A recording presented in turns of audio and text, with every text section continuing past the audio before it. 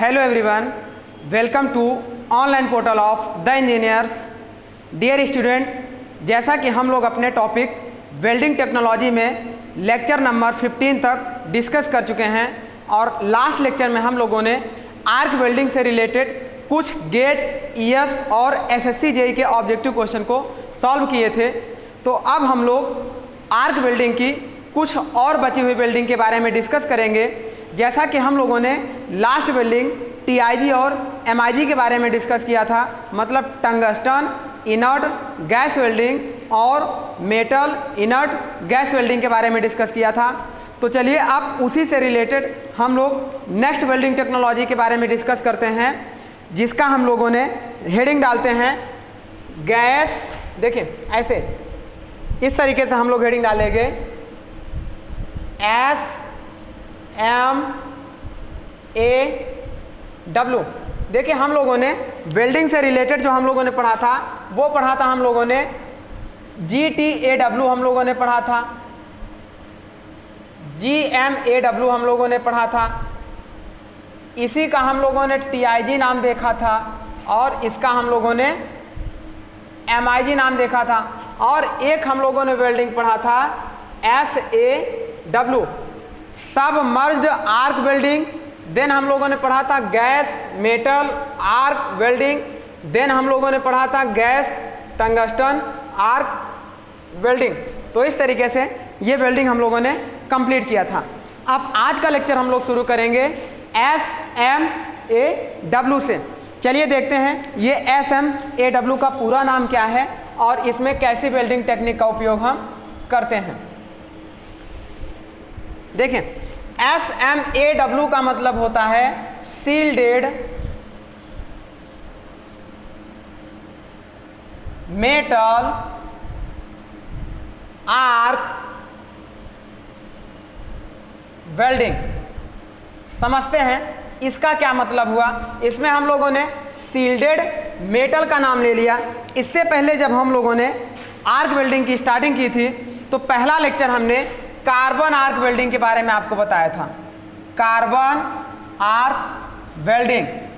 अब देखिए, carbon arc welding जो हम लोगों ने आपको बताई थी, इसमें क्या था, एक हमारे पास कार्बन का इलेक्ट्रोड होता था। ऐसे देखिएगा, इस तरीके से हमारे पास कार्बन का इलेक्ट्रोड होता था और इस इलेक्ट्रोड को हम पावर सप्लाई से कनेक्ट कर देते थे और उसके बाद यहाँ पर ये हमारा वर्कपीस होता था और इस वर्कपीस को हम पावर सप्लाई से कनेक्ट कर देते थे। अब इसमें क्या होता था, देखें, ये इलेक्ट्रोड जो हमारा होता था, जब हम पावर सप्लाई ऑन करते थे, नेगेटिव इसको देते थे, नेगेटिव इसको देते थे और पॉजिटिव इसको देते थे। तो देन हमारा क्या होता था, यहाँ पे एक आर्क का फॉर्मेशन होता था और इस तरीके से यहाँ पर वेल्ड बीड बन जाते थे। अब देखिए, यहाँ पर आर्क फॉर्मेशन होता था और ये किसका, कार्बन का इलेक्ट्रोड हमारा यूज किया जाता था। कार्बन का इलेक्ट्रोड मतलब हमारा होता था non consumable electrode. Non consumable electrode का मतलब इलेक्ट्रोड हमारा कंज्यूम नहीं होगा। और जब इलेक्ट्रोड कंज्यूम नहीं होगा तो उस समय हम क्या करते थे, यहाँ पर एक एक्स्ट्रा फिलर रॉड का उपयोग कर लेते थे इस तरीके से। अब ये फिलर रॉड हमारा इस आर्क के कांटेक्ट में आएगा तो हमारी क्या होगी, वेल्ड ये मेल्ट होकर यहाँ फिलर रेट को बढ़ाएगा, फिलर डिपोजिशन रेट को बढ़ाएगा, जिससे हम क्या करते थे, थिक प्लेट की वेल्डिंग कर सकते थे। अब इसमें देखिए हमने क्या किया, अगर एनवायरमेंटल इफेक्ट से इसे बचाना था, इस वेल्ड बीड को एनवायरमेंटल इफेक्ट से बचाना था, मतलब ऑक्साइड लेयर नहीं बनने देना था, तो हम क्या करते थे, या तो इस इलेक्ट्रोड के ऊपर फ्लक्स की कोटिंग करते थे, तो जिससे ये फ्लक्स मेल्ट होकर यहाँ पर एक लेयर बनाता था जिसे हम बोलते थे स्लैग, है ना, स्लैग। अब अगर हमारे पास ये इलेक्ट्रोड ऐसा है जिसमें फ्लक्स की कोटिंग नहीं की गई है और इलेक्ट्रोड भी मेल्ट नहीं हो रहा है, तो मैंने बताया था जहाँ फ्लक्स की कोटिंग नहीं होती है वहाँ पर आर्क को प्रोटेक्ट करने के लिए, वेल्ड बीड को प्रोटेक्ट करने के लिए हम किसका उपयोग करते थे, अक्री गैस, इनर्ट गैस का उपयोग हम लोग करते थे।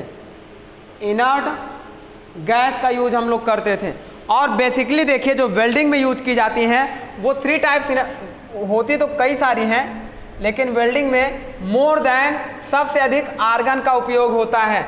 आर्गन के बाद हीलियम का उपयोग होता है। आर्गन और हीलियम इन दोनों का उपयोग सबसे ज़्यादा होता है। उसके बाद CO2 का भी उपयोग हम कर लेते हैं एज ए इनर्ट गैस। तो इस तरीके से इसका उपयोग करते थे हम यहाँ पर एक इन्वॉल्व बनाने में। अब देखिए हमने इतनी सारी चीज़ें क्यों डिस्कस की, जबकि हमारी हेडिंग पड़ी हुई है सील्डेड मेटल आर्क वेल्डिंग। हमने इसको इसलिए डिस्कस किया कि जब हम यहाँ पर देखिए कार्बन आर्क वेल्डिंग पढ़ रहे थे तो हमारा इलेक्ट्रोड कैसा था, नॉन कंज्यूमेबल। अगर इसी जगह पे हम यहाँ पर कंज्यूमेबल इलेक्ट्रोड का उपयोग कर दें और वहाँ पर उस इलेक्ट्रोड के ऊपर फ्लक्स की कोटिंग कर दें तो ऐसी वेल्डिंग टेक्नोलॉजी को हम बोलते हैं सील्डेड मेटल गैस या सील्डेड मेटल आर्क वेल्डिंग। तो इस तरीके से ये हमारी वेल्डिंग टेक्नोलॉजी होगी। चलिए अब हम उसी पे डिस्कस करते हैं।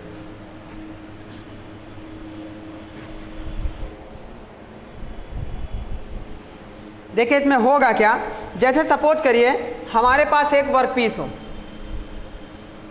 इस तरीके से एक हमारे पास वर्कपीस हो, ऐसा हम वेल्डिंग करने जा रहे हैं।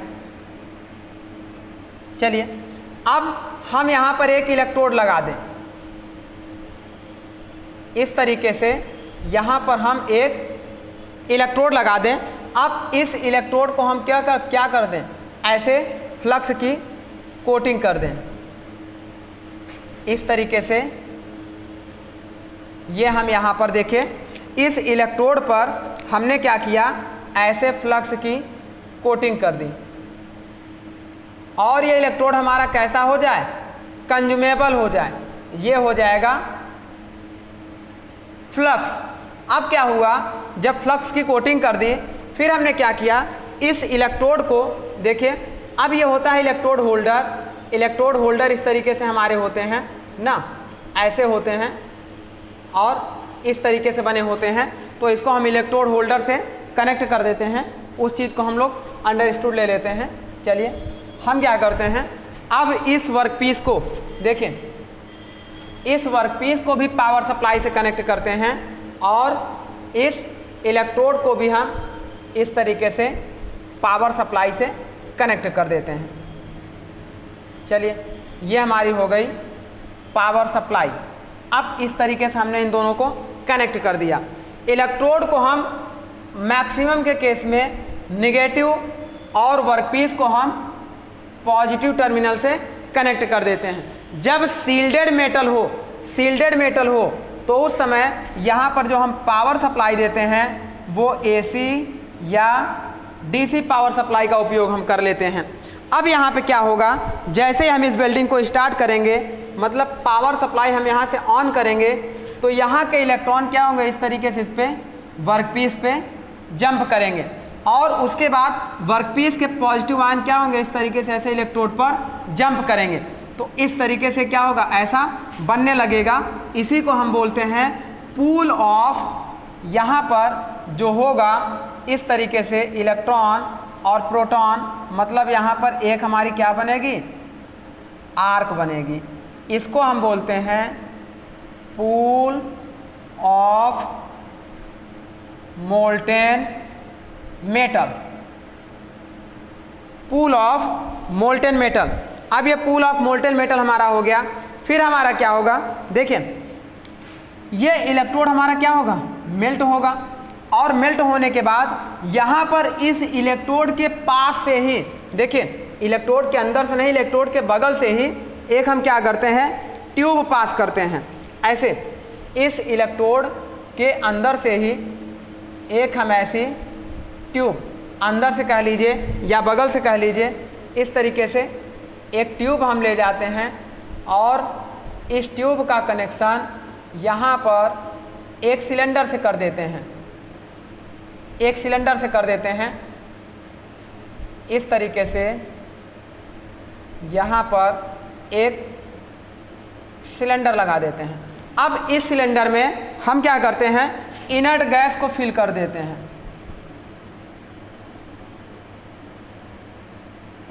इस सिलेंडर में हम लोग आर्गन या हीलियम इनर्ट गैस को फिल कर देते हैं।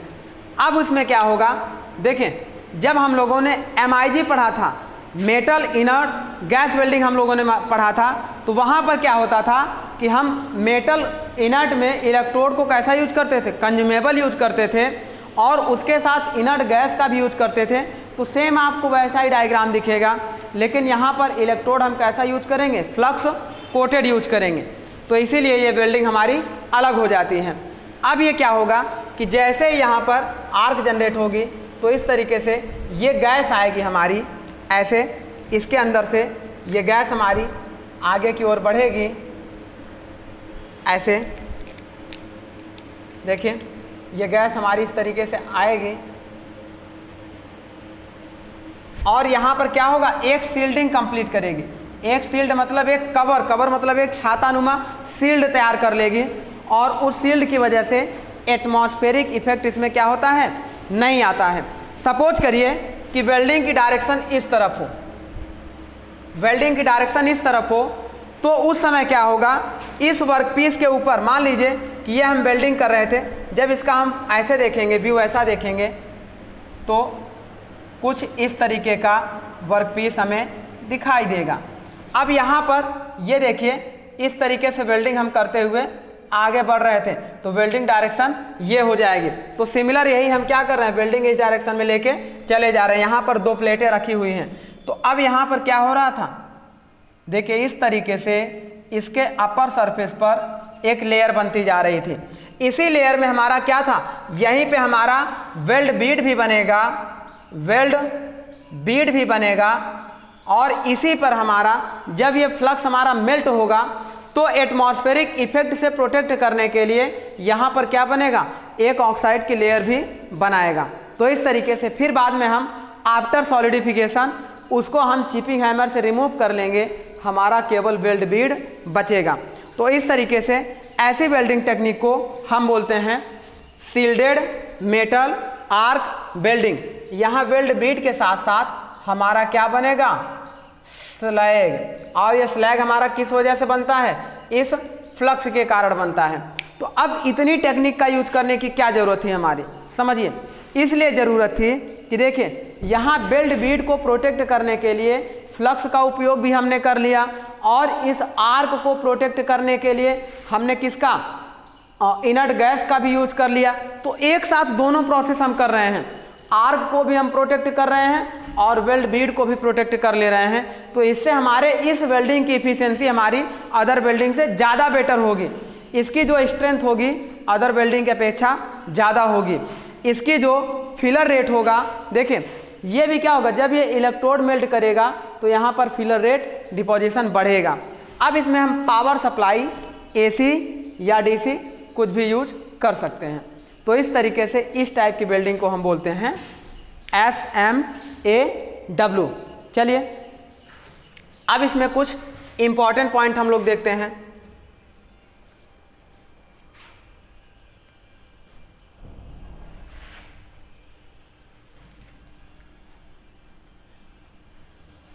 देखिए सबसे पहले क्या करते हैं, जब इस वेल्डिंग को हम सेलेक्ट करते हैं तो हम किस वजह से सेलेक्ट करते हैं, हम सेलेक्ट इस वजह से करते हैं कि इसमें इनर्ट गैस और फ्लक्स कोटेड इलेक्ट्रोड एक साथ यूज किया जाता है। इनर्ट गैस, पॉइंट वाइज देखिए, inert gas and flux coated electrode, flux coated electrode both are used, दोनों का उपयोग हम एक साथ करते हैं। अब दोनों का उपयोग हम करते हैं तो हमारा जो वेल्ड बीड होगा और जो हमारी आर्क होगी वो बेटर प्रोटेक्टिव बनेगी then weld bead and arc formed better protective better protective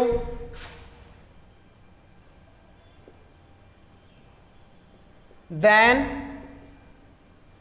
other welding. चलिए, पहला तो ये हमारा ये हो गया। सेकेंड केस हम बात करते हैं। देखिए, सेकेंड केस हमारा, इस आर्क का टेम्परेचर अप्रॉक्स 6000 डिग्री सेंटीग्रेड से 7000 यानी 6000 degree centigrade to 7000 degree centigrade होता है। तो इस आर्क का टेम्परेचर हमारा 6000 degree centigrade to 7000 degree centigrade होता है। अब इस हाई टेम्परेचर की वजह से हाई मेल्टेड वर्कपीस यानी कि हाई एलॉय वर्कपीस की वेल्डिंग हम आसानी से कर सकते हैं। हाई टेम्परेचर की वजह से थिक प्लेट की वेल्डिंग हम आसानी से कर सकते हैं। तो इस तरीके से इस वेल्डिंग का उपयोग हम कहाँ पे करते हैं? थिक प्लेट को जोड़ने के लिए, है ना। तो यहाँ पर देखिए, arc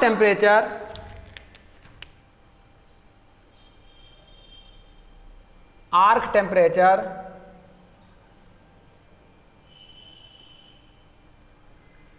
of welding is 6000 degree centigrade to 7000 degree centigrade. तो इस तरीके से इसकी आर्क हमारी क्या होती है? 6000 से 7000 डिग्री सेंटीग्रेड के बीच में होती है। अब इसमें जो इलेक्ट्रोड का, देखें, ये जो इलेक्ट्रोड की लेंथ होती है और इस इलेक्ट्रोड का जो डायमीटर होता है 2.5 से 6 mm के पास, 2.5 से 2.5 से 6 mm के अप्रॉक्स इसका डायमीटर उपयोग करते हैं। मतलब एक बड़े डायमीटर का इलेक्ट्रोड हम उपयोग करते हैं। Electrode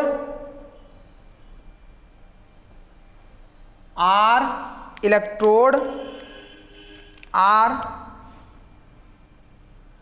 used with flux coated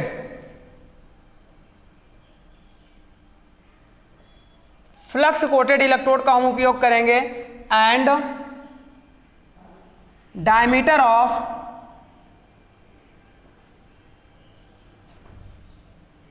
electrode is 2.5 mm to 6 mm, 7 mm तक भी ले लेते हैं। 2.5 mm से 6 mm तक हम लेते हैं। एंड लेंथ ऑफ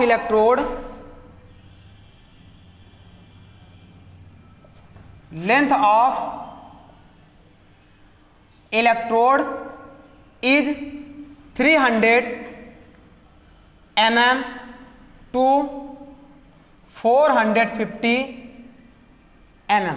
तो इस तरीके से 300 से 450 mm तक के लंबाई के इलेक्ट्रोड का उपयोग हम करते हैं।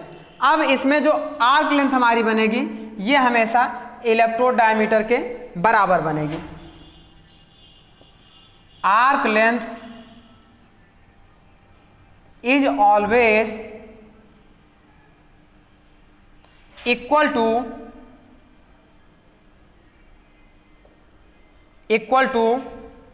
Diameter of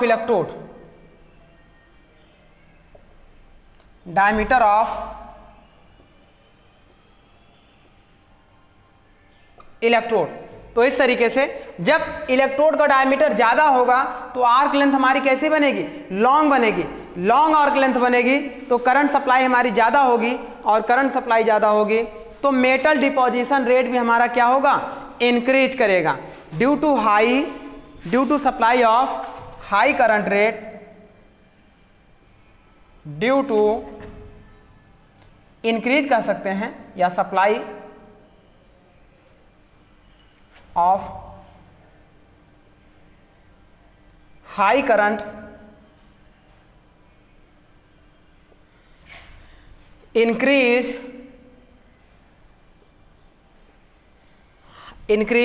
metal deposition rate, metal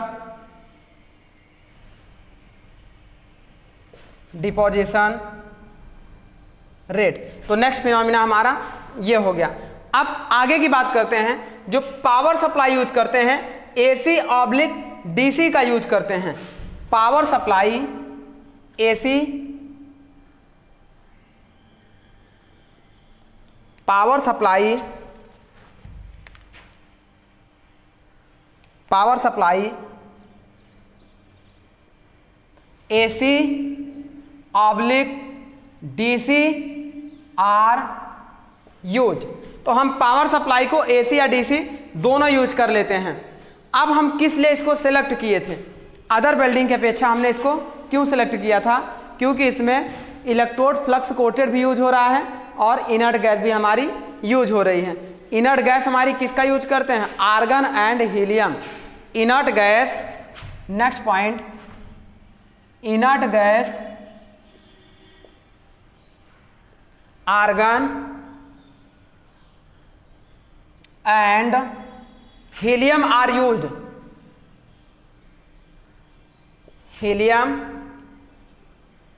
are used. इस तरीके से हम इसका उपयोग करते हैं। अब ये कैसे वर्कपीस के मटेरियल के लिए हमारा वेल्डिंग सूटेबल होता है? अब ये हमारा लगभग हार्ड, ब्रिटल और थिक वर्कपीस की वेल्डिंग के लिए सूटेबल होता है। तो चलिए उसको भी हम लोग नोट करते हैं।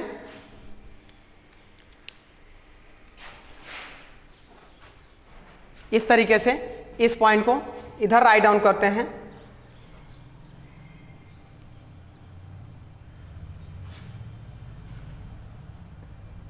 देखिए नेक्स्ट पॉइंट यहां पे हम लोग लिखते हैं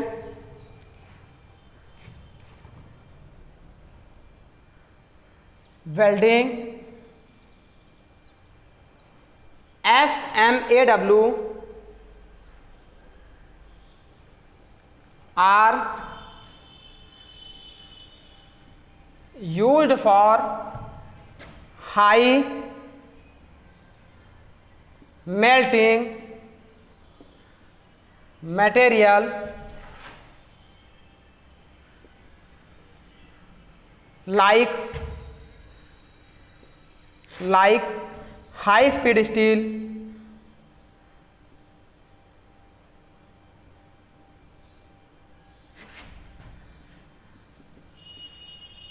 high carbon steel,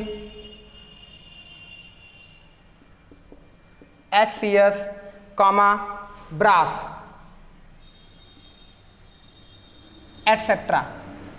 इस तरीके से इसका उपयोग हम करते हैं। अब इसमें देखिएगा जो करंट और वोल्टेज हम देते हैं, करंट हमारी हाई रखते हैं। Current I is equal to 600 ampere के अप्रॉक्स रखते हैं। इस पे जो करंट देते हैं, जो वोल्टेज हम देते हैं, वोल्टेज हमारा 70 to 100 वोल्ट होता है। तो इस तरीके से जो करंट हम यहाँ पे दे रहे हैं, पावर सप्लाई AC और DC use and high current supply are use. तो इस तरीके से करंट सप्लाई हमारी कितनी होगी? 600 एम्पियर हो जाएगी। चलिए अब इसमें देखिएगा,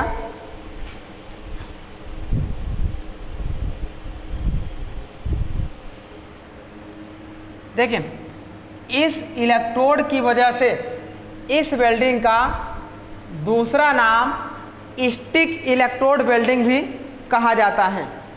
इसलिए कभी भी इस नाम से आ जाए स्टिक इलेक्ट्रोड वेल्डिंग तो कंफ्यूज मत होइएगा, वो किसकी बात कर रहा है? गैस मेटल नहीं, सील्डेड मेटल आर्क वेल्डिंग की बात कर रहा है। सील्डेड का मतलब सील्डिंग गैस का उपयोग करेगा, मेटल का मतलब फ्लक्स कोटेड इलेक्ट्रोड का उपयोग करेगा, और कैसी वेल्डिंग होगी हमारी? आर्क वेल्डिंग होगी। तो ये हमारा बेसिक फिनोमिना होता है सील्डेड मेटल आर्क वेल्डिंग का। अच्छा, इसके देखते हैं कुछ डिसएडवांटेज भी होते हैं। देखें डिसएडवांटेज हमारा क्या होगा? सबसे पहले देखिएगा, जब हम वेल्डिंग करेंगे तो due to high arc generation इस वेल्ड बीड में भी हमारे क्रैक्स की संभावना बढ़ जाएगी। Due to high arc generation हमारे किस में?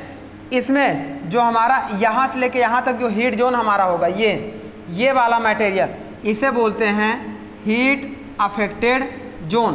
तो हीट अफेक्टेड जोन में भी क्रैक्स की संभावना हमारी बढ़ जाएगी। तो इस तरीके से ये हमारा हो गया डिसएडवांटेज। डिसएडवांटेज नोट कर लेते हैं इसके हम लोग।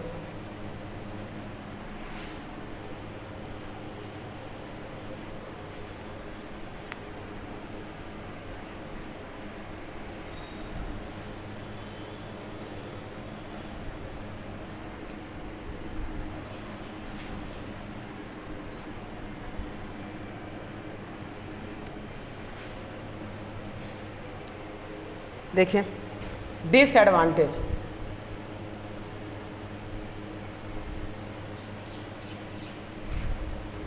Of SMAW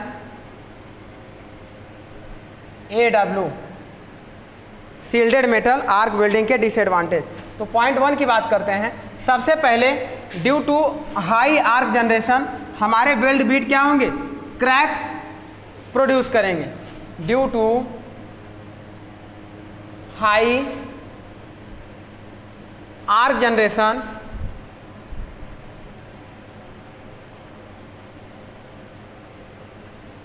cracks are produced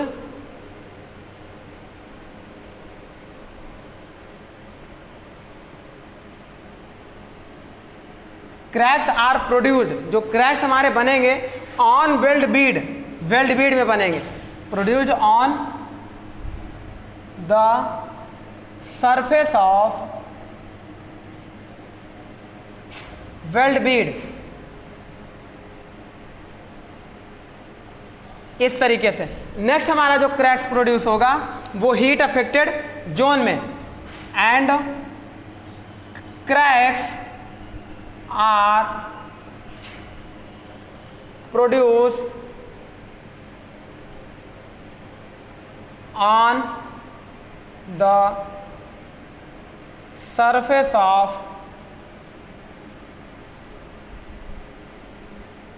heat affected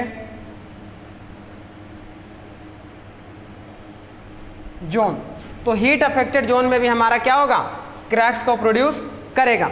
दूसरी बात, जब इस आर्क का जनरेशन होता है तो उस वजह से जो हीट अफेक्टेड जोन के जो मॉलिक्यूल होते हैं वो हमारे क्या होते हैं, इनके माइक्रो स्ट्रक्चर में कुछ चेंजेस आता है, जिससे ये अपनी केमिकल और फिजिकल, मैकेनिकल, थर्मल प्रॉपर्टीज को क्या करते हैं, चेंज करते हैं। तो नेक्स्ट देखिए, due to high temperature of arc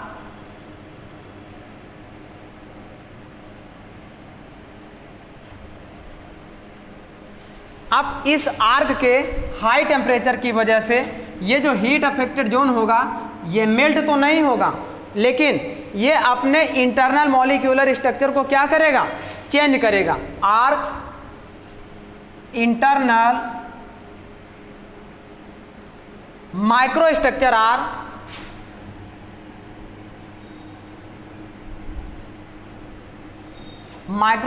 are change in heat affected zone. Heat affected zone में ये हमारा होता है। और अब देखें, ये आर्क बनने की वजह से यहाँ पर पोरोसिटी के भी प्रोड्यूस होने की संभावना रहती है। Cavity and porosity are cavity and porosity are produce. तो इस तरीके से ये हमारा डिसएडवांटेज होता है। अब इसके बाद क्या करते हैं, देखिए डिसएडवांटेज में ये भी हम कह सकते हैं कि ये क्या करता है, लार्ज फ्लोर एरिया को कवर करता है। तो वो सिंपल सी बात होती है, उसका बहुत ज़्यादा नहीं होता है। चलिए अब इसके एप्लीकेशन की बात करेंगे। तो मतलब इस सील्डेड मेटल आर्क वेल्डिंग का उपयोग हम कहाँ कहाँ करते हैं, तो देखिए हम इनका उपयोग ऑटोमोबाइल सेक्टर और इंडस्ट्रीज में ज़्यादातर इसी वेल्डिंग का उपयोग करते हैं। क्यों ज़्यादा करते हैं, क्योंकि यहाँ पर हमारी आर्क भी प्रोटेक्टिव हो जाती है और वेल्ड बीड भी हमारी प्रोटेक्टिव हो जाती हैं। तो एप्लीकेशन की अगर बात करेंगे, एप्लीकेशन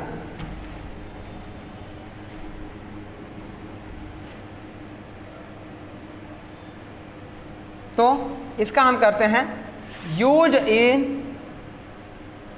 वेरियस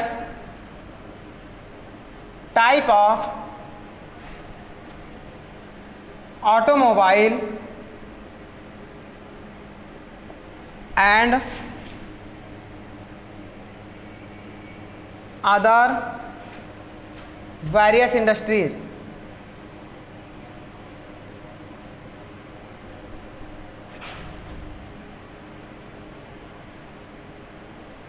तो इस तरीके से हमारा सील्डेड मेटल वेल्डिंग को हम उपयोग करते हैं वेरियस इंडस्ट्रीज में। और इसमें देखिएगा जो हमारा ऑटोमोबाइल सेक्टर हो गया, अदर इससे रिलेटेड इंडस्ट्रीज हो गई, उन सब जगह पे इसका उपयोग हम करते हैं। तो चलिए इस तरीके से हम सील्डेड मेटल आर्क वेल्डिंग को कंप्लीट करते हैं। अब इसके बाद हम लोग शुरू करते हैं लेजर बीम वेल्डिंग और इलेक्ट्रॉन बीम वेल्डिंग, LBM और EBM। इसे नोट करिए, फिर हम लोग नेक्स्ट वेल्डिंग स्टार्ट करते हैं।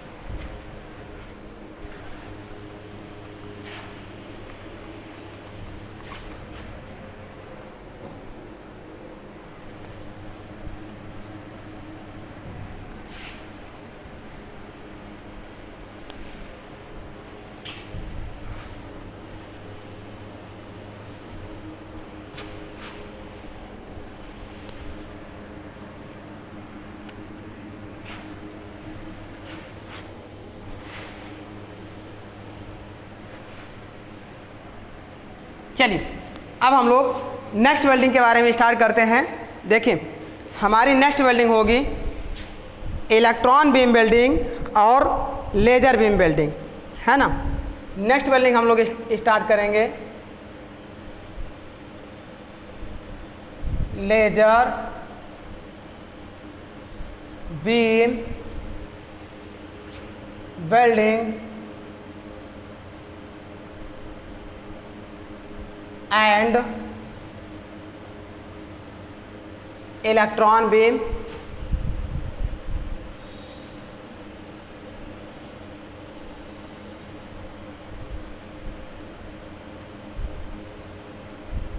वेल्डिंग। इसका शॉर्टकट नाम हमारा होता है लेजर बीम वेल्डिंग को हम लोग LBW के नाम से जानते हैं एंड इलेक्ट्रॉन बीम वेल्डिंग को हम लोग EBW के नाम से जानते हैं। तो अब हम लोग क्या करेंगे, नेक्स्ट वेल्डिंग टेक्नोलॉजी हमारी पढ़ेंगे laser beam welding and electron beam welding. देखिए ये दोनों वेल्डिंग हमारी क्या होती हैं समझिए। जैसे हम किसी रेडिएंट एनर्जी का उपयोग करते हैं, रेडिएंट एनर्जी मतलब जैसे अगर हम लेजर बीम के थ्रू उनको उनके लेजर लाइट का उपयोग करके उस लाइट की एनर्जी का उपयोग करके हम उसको थर्मल एनर्जी में कन्वर्ट करें, देन उस थर्मल एनर्जी से दो वर्क पीस को आपस में जोड़ दें, तो ऐसी वेल्डिंग को हम लेजर बीम वेल्डिंग के नाम से जानते हैं। अगर वहीं पे लेजर गन को हटाकर इलेक्ट्रॉन गन का उपयोग करें और उसको जब हम पावर सप्लाई दें तो वहाँ पर इलेक्ट्रॉन का इमिशन होगा, उस इमिशन से उस इलेक्ट्रॉन की वेलोसिटी का उपयोग करके उसको हम हीट एनर्जी में कन्वर्ट करें। जब हाई वेलोसिटी इलेक्ट्रॉन वर्कपीस पे स्ट्राइक करेगा तो अपनी वेलोसिटी को हीट एनर्जी में कन्वर्ट करेगा उस हीट एनर्जी की वजह से हम वहाँ पर वेल्डिंग करेंगे, तो ऐसी वेल्डिंग को बोलते हैं इलेक्ट्रॉन बीम वेल्डिंग। तो दोनों में हम क्या देखते हैं कि हम किसी ऐसी एनर्जी का उपयोग करते हैं जो रेडियन के फॉर्म में आ रही है, इसीलिए इन दोनों का नाम हम लोग रखते हैं, है ना, लेजर बीम वेल्डिंग एंड देखें LBW and EBW are called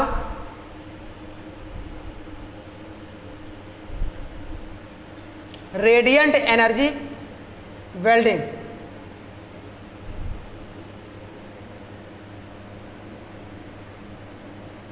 radiant energy welding, देखिए रेडियंट एनर्जी का उपयोग कर रहे हैं, इसीलिए इसको हम रेडियंट एनर्जी के नाम से जानते हैं। तो चलिए अब स्टार्ट करते हैं कि इन दोनों वेल्डिंग की आवश्यकता हमें क्यों पड़ी। अदर वेल्डिंग हमारे पास थी, फिर भी हम इलेक्ट्रॉन बीम और लेज़र बीम का उपयोग क्यों किए? क्योंकि हम ये देखते हैं कि जब बहुत पतली प्लेट को जोड़ना हो या बहुत मोटी प्लेट को जोड़ना हो, अगर पतली प्लेट को जोड़ना हो तो हम रेजिस्टेंस वेल्डिंग का उपयोग कर लेते थे, लेकिन वहाँ पर भी मेटल हमारा फ्यूजन होता था, तो प्रॉपर तरीके से वेल्डिंग हमारी नहीं हो पाती थी।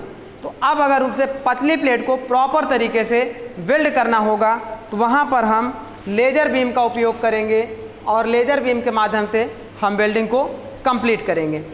दूसरी बात हम करते हैं कि अगर हम वहाँ पर इस लेज़र बीम की जगह इलेक्ट्रॉन बीम का उपयोग करें तो हम क्या देखते थे कि देखिए जैसे हमारे पास एक वर्कपीस होता था, जब वर्कपीस पर ऐसे हम वर्कपीस पर यहाँ वेल्डिंग करते थे तो यहाँ से लेके यहाँ तक हीट अफेक्टेड जोन हमारा बनता था, इसी को हम कहते थे HAZ। क्या इस जितनी भी आर्क वेल्डिंग हमने पढ़ी, क्या उस आर्क वेल्डिंग में हमने हीट अफेक्टेड जोन को रिड्यूस कर पाए? नहीं रिड्यूस कर पाए। अगर नहीं रिड्यूस कर पाए तो हमारी वेल्डिंग में क्या होगा? बेस मेटल हमारा डिफेक्टेड बनेगा, मतलब उसकी जो स्ट्रेंथ होगी वीक हो जाएगी। तो इस हीट अफेक्टेड जोन को कम करने के लिए, बहुत मिनिमाइज करने के लिए हम इलेक्ट्रॉन बीम का उपयोग करते हैं, जिसको हम कहते हैं इलेक्ट्रॉन बीम वेल्डिंग। तो आई थिंक आपको दोनों में डिफरेंस समझ में आ गया होगा कि पतली प्लेट और मोटी प्लेटों को जब हम वेल्ड करते हैं तो उनके बीच हीट अफेक्टेड जोन को कम करने के लिए, मिनिमाइज करने के लिए रेडियंट एनर्जी वेल्डिंग का उपयोग किया जाता है। तो नोट करके लिख लेते हैं इस पॉइंट को, radiant energy welding are used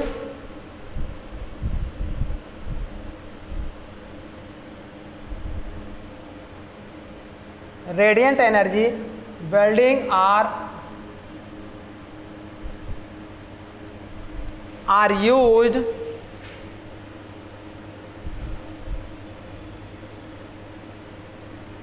reduce the heat affected zone.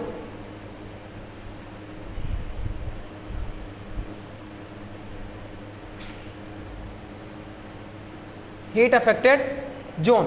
तो इस तरीके से and in this welding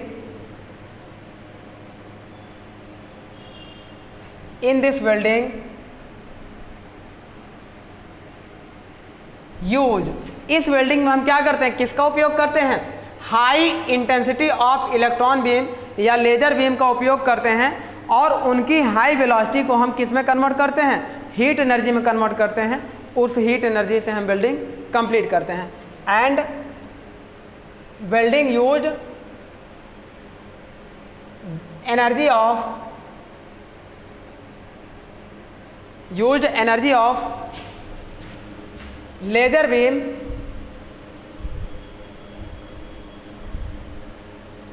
and electron beam.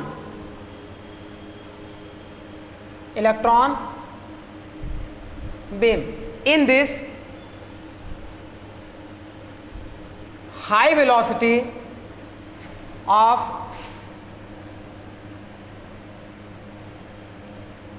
electron are strike on the surface of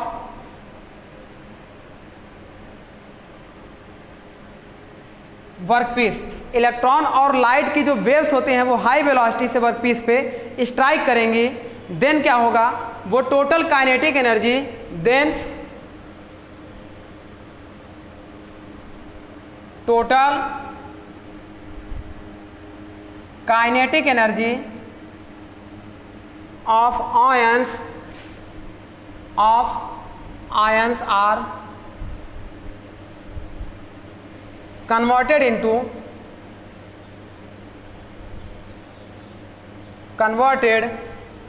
into heat energy, and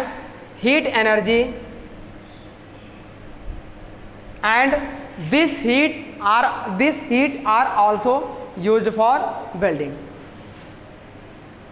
and this heat are used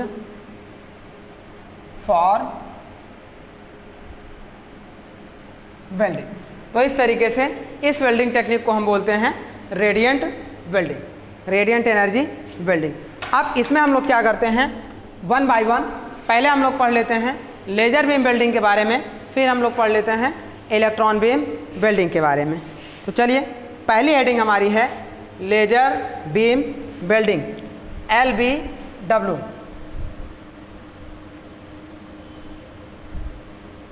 laser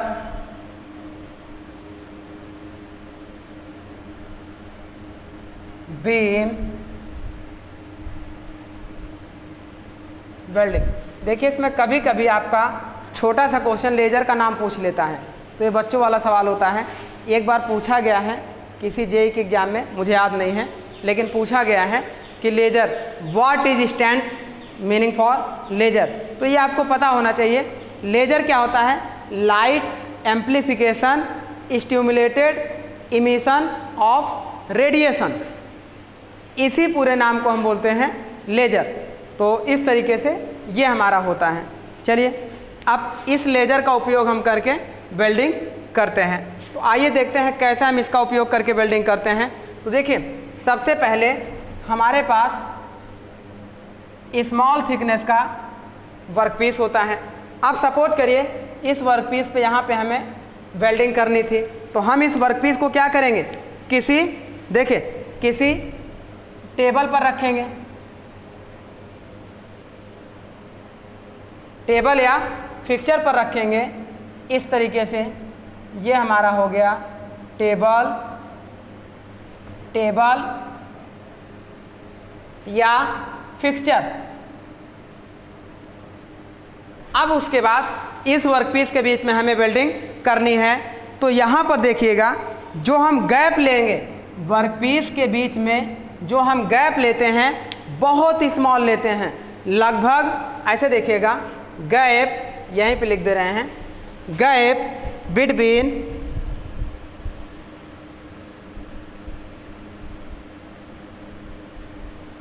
workpiece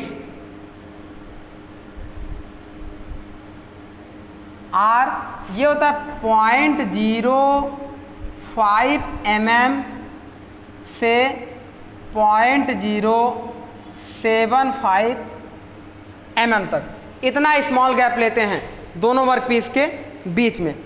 अब हम क्या करेंगे, suppose करिए जब इसे आप 3D में देखेंगे तो ये कुछ ऐसा वर्कपीस दिखाई देगा। अब इसी वर्कपीस को हमें वेल्ड करना था, तो यहाँ पर हम क्या करेंगे, ऐसे एक बीम का उपयोग करेंगे और सबसे पहले बीच में हम एक लगाते हैं फोकसिंग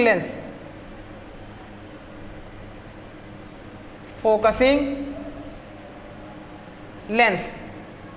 इस फोकसिंग लेंस का मतलब क्या होता है, देखिएगा, जब यहाँ पर ऐसे देखें, सपोज करिए यहाँ पर हम एक रूबी रॉड ले लेते हैं। लेजर का इमिशन करने के लिए जो लेजर बीम होती है, देखो 3 तरीके से इमिट होती है, 3 के 4 तरीके से इमिट होती है। लिक्विड रूप में हमारी इमिट होती है, सॉलिड रूप में, गैसियस रूप में और आयंस के रूप में। तो इस तरीके से यहाँ पर हम सॉलिड रूबी रॉड ले लेंगे। अब इस सॉलिड रूबी रॉड पे ऐसे देखिएगा, ये हमारा हो गया रूबी रॉड।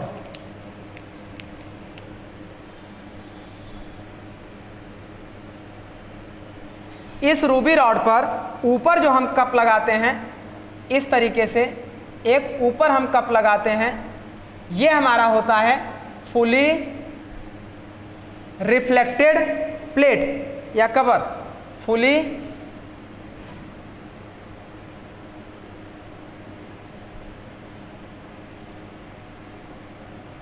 Reflected cover. और उसके बाद नीचे एक प्लेट हम लगाते हैं यहाँ पर जो हम एक प्लेट लगाते हैं इसे हम बोलते हैं पार्शियली रिफ्लेक्टेड कवर या प्लेट। तो इस तरीके से टॉप पे हम फुली रिफ्लेक्टेड कवर लगाते हैं और बॉटम पे हम पार्शियली रिफ्लेक्टेड कवर लगाते हैं। अब क्या करते हैं, इस रूबी रॉड के ऊपर ऐसे देखिए, इस तरीके से एक ट्यूब को हम लपेट देते हैं।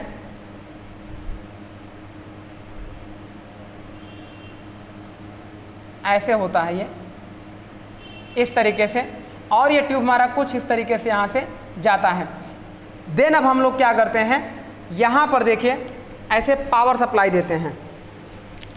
एक यहाँ पर पावर सप्लाई हम लोग ऐसे देते हैं। ये हम लोग क्या करते हैं, AC/DC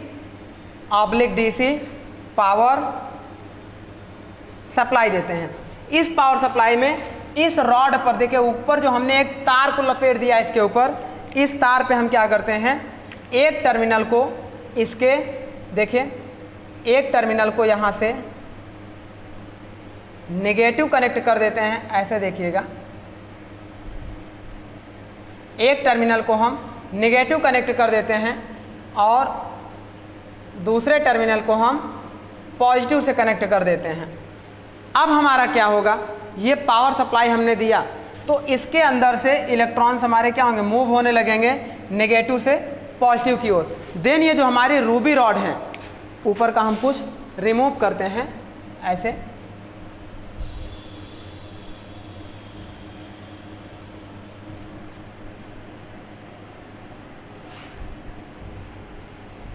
अब देखिए ये जो हमारा रूबी रॉड है,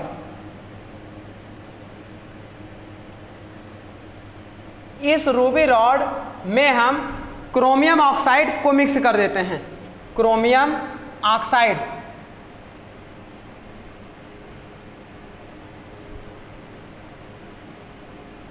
क्रोमियम ऑक्साइड को हम मिक्स कर देते हैं।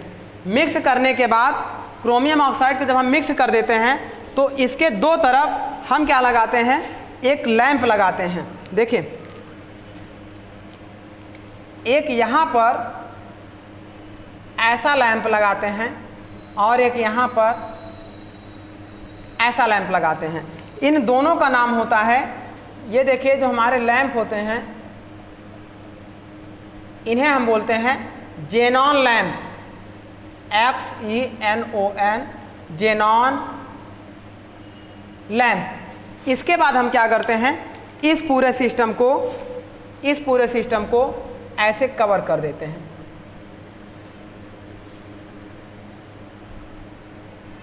ऐसे कवर कर देते हैं।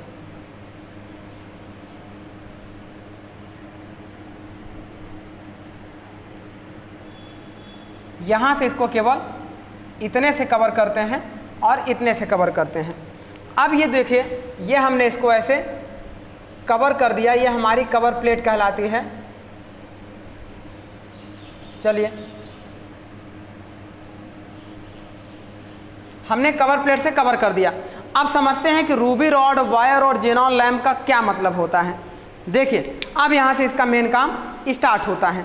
जब हम इसमें ऐसे देखिएगा, जब हम इसमें पावर सप्लाई ऑन करते हैं, पावर सप्लाई हमने ऑन किया तो उस समय हमारा क्या होगा, ये जो वायर के थ्रू इलेक्ट्रॉन ऐसे आगे बढ़ेंगे। जब इलेक्ट्रॉन आगे बढ़ेंगे, देखिए इलेक्ट्रॉन नेगेटिव से, ये हमारा हो गया नेगेटिव,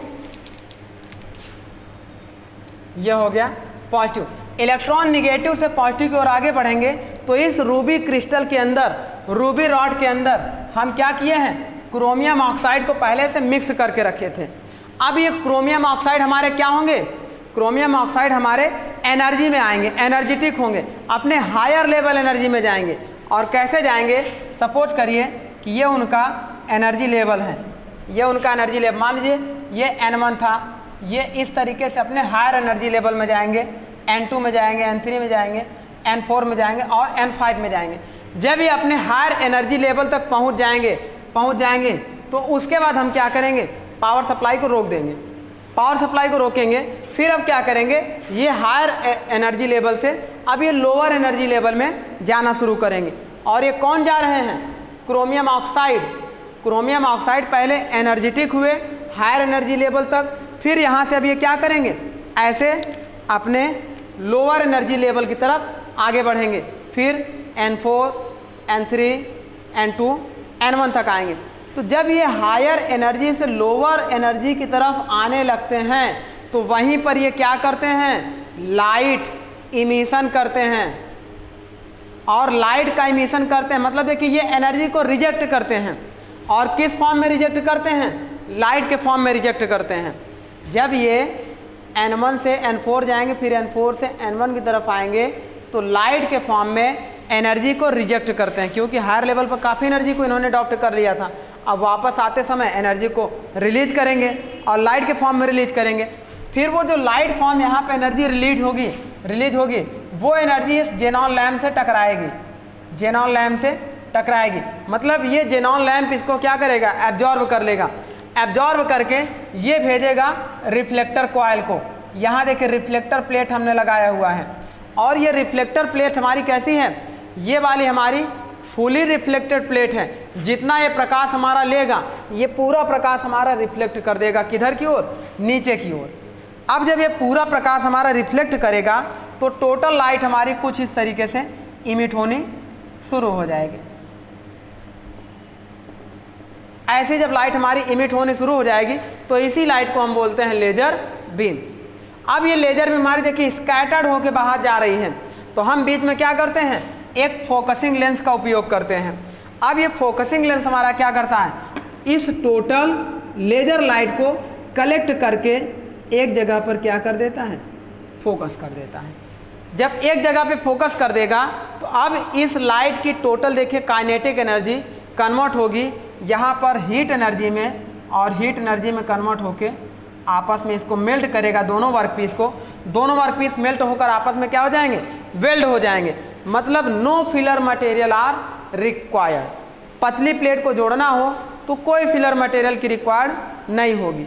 अभी हम देखेंगे जब मोटी प्लेट को भी जोड़ना हो तो भी हम फिलर मटेरियल का उपयोग नहीं करेंगे। फिर किस वेल्डिंग में, इलेक्ट्रॉन बीम वेल्डिंग में, है ना। तो इस तरीके से ये पूरा हमारा स्टैंड होता है लेजर बीम वेल्डिंग। तो आई थिंक यहाँ से आपको समझ में आ गया होगा कि ये क्रोमियम ऑक्साइड अपने हाई एनर्जी लेवल में जाते हैं जब हम पावर सप्लाई ऑन कर देते हैं। फिर वो क्रोमियम ऑक्साइड जब हाई एनर्जी लेवल से लोअर एनर्जी लेवल में आने लगते हैं तो वहाँ पर क्या होता है, इलेक्ट्रॉन का इमिशन, लाइट का इमिशन होता है। मतलब वो क्रोमियम ऑक्साइड अपनी एनर्जी को लाइट के फॉर्म में रिजेक्ट करते हैं। तो जेनॉन लैम्प उन लाइट को क्या करते हैं, अपनी ओर अट्रैक्ट करते हैं, अट्रैक्ट करके रिफ्लेक्टेड कवर की तरफ भेजते हैं। फिर यहाँ से पूरी लाइट रिफ्लेक्ट होकर इस लेजर किस पे आती है, फोकसिंग लैम्प पे आती है, फोकसिंग लेंस पे आती है।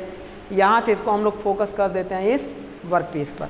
तो इस तरीके से ये पूरी वेल्डिंग हमारी कंप्लीट होती है। ये हमारा हो गया वर्कपीस। अब ये जो हम कर रहे हैं ये क्यों कर रहे हैं, पहला रीजन तो ये हो गया हीट अफेक्टेड जोन को कम करने के लिए। दूसरा रीजन ये हो गया कि यहाँ पर कोई भी एक्स्ट्रा फिलर मटेरियल नहीं ज़रूरत है।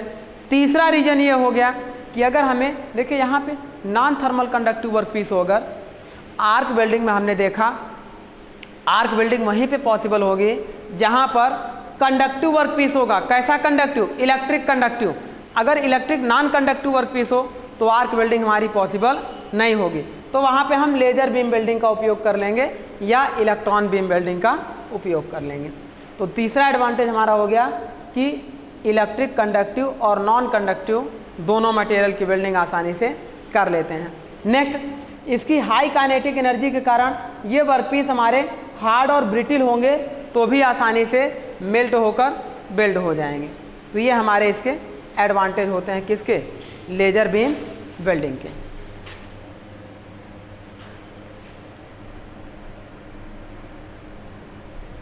चलिए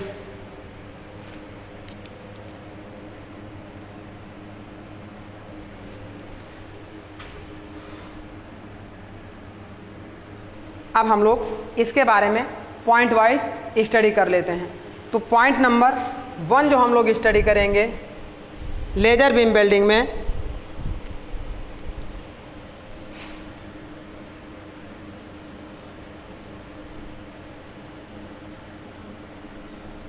heat source is produced quickly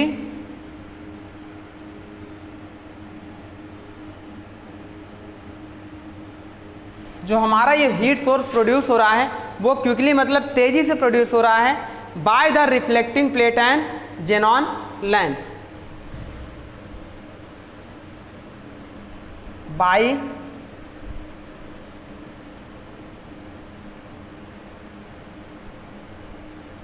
reflecting plate and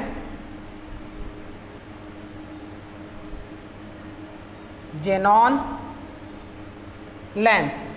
अब इसमें क्या होगा, जेनॉन लैंप पे जो हमारी लाइट बनेगी वो क्यों बन रही है कि जब हम पावर सप्लाई दिए तो क्रोमियम ऑक्साइड हमारा क्या होगा, हाई एनर्जी लेवल में चला जाएगा। When power supply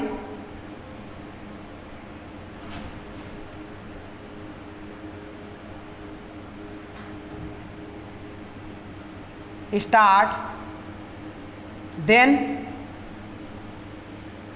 chromium oxide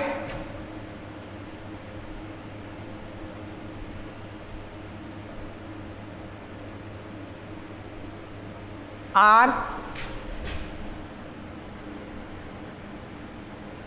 reached in high energetic level, reached in it's मतलब अपने हाई एनर्जी लेवल। अब ये हाई एनर्जी लेवल से जब ये लोअर एनर्जी लेवल में आने लगेगा and then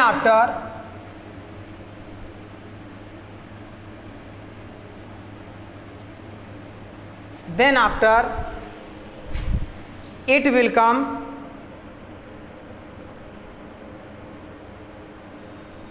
its lower energy level. जब ये अपने लोअर एनर्जी लेवल में जाएगा तो ये एनर्जी को रिजेक्ट करेगा या रिलीज करेगा या इमिट करेगा लाइट के फॉर्म में level. Then chromium oxide CrO are release energy in light form। अब इसी लाइट का उपयोग हम करते हैं किसके लिए, वेल्डिंग के लिए। This light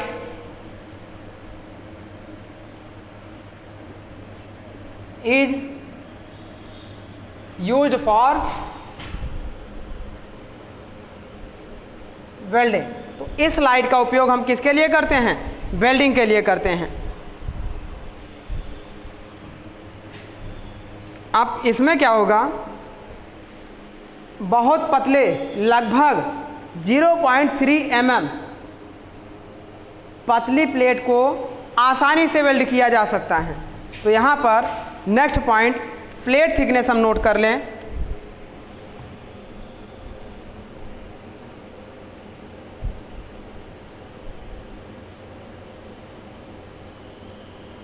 plate thickness 0.3 mm are welded weld by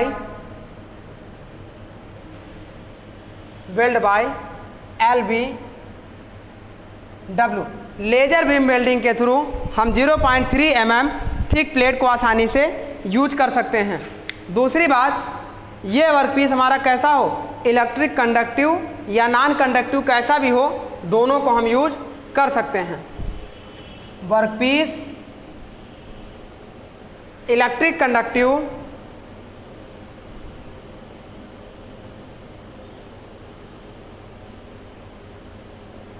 are और non conductive both are use. अच्छा, कंडक्टिव नॉन कंडक्टिव दोनों का यूज कर सकते हैं। और दूसरी बात, अगर ये वर्कपीस किसी और मेटल का हो और ये वर्कपीस किसी और मेटल का हो तो ऐसे वर्कपीस को हम बोलते हैं डिसिमिलर मेटल। अगर ये दोनों सेम हो तो उसे हम बोलते हैं सिमिलर मेटल। तो लेजर बीम वेल्डिंग का और भी एक एडवांटेज है कि यह सिमिलर के साथ साथ डिसिमिलर मेटल की वेल्डिंग आसानी से कर देता है। तो नेक्स्ट पॉइंट इसमें हम लिख लेते हैं, use and also weld similar and dissimilar metal. Similar and dissimilar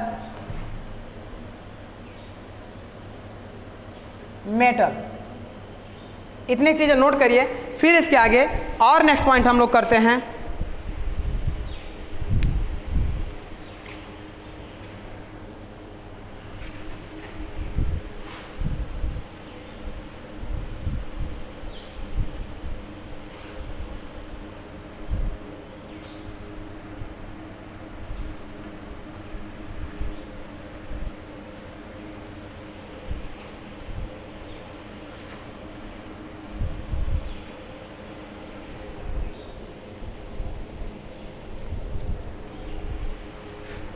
अब देखिए, जब वेल्डिंग हम करते हैं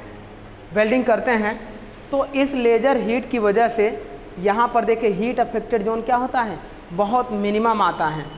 और उसके बाद जो इसकी कूलिंग होती है वो यूनिफॉर्म होती है। यूनिफॉर्म मतलब हर जगह पे कूलिंग रेट इसका क्या होता है, सेम होता है, क्योंकि हाई हीट जनरेट करेगा नहीं, इसीलिए uniform cooling produce after welding होता है।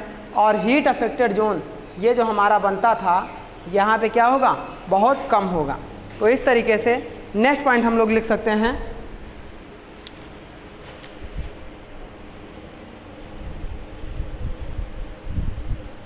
all part of weld section, all part of weld section मतलब bead, workpiece 1 and workpiece 2, all part of weld section are melted at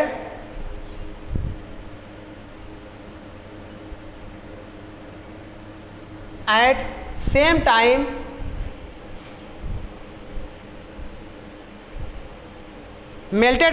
time so that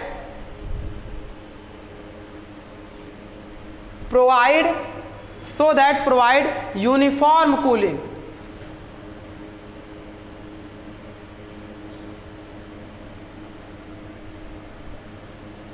हर जगह पर एक तरीके की कूलिंग हमारी मिलेगी।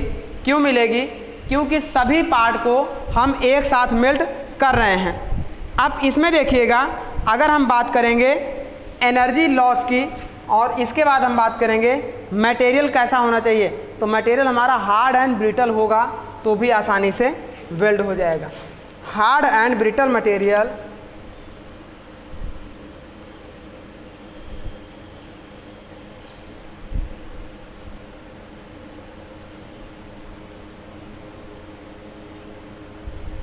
कैन बी वेल्ड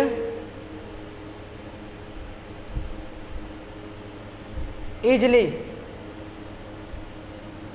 इस तरीके से हार्ड और ब्रिटल मटेरियल को हम आसानी से जोड़ सकते हैं।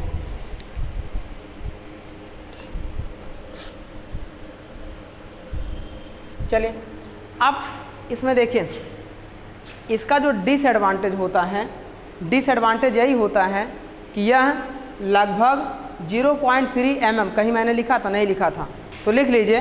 डिसएडवांटेज में देखिए अगर हम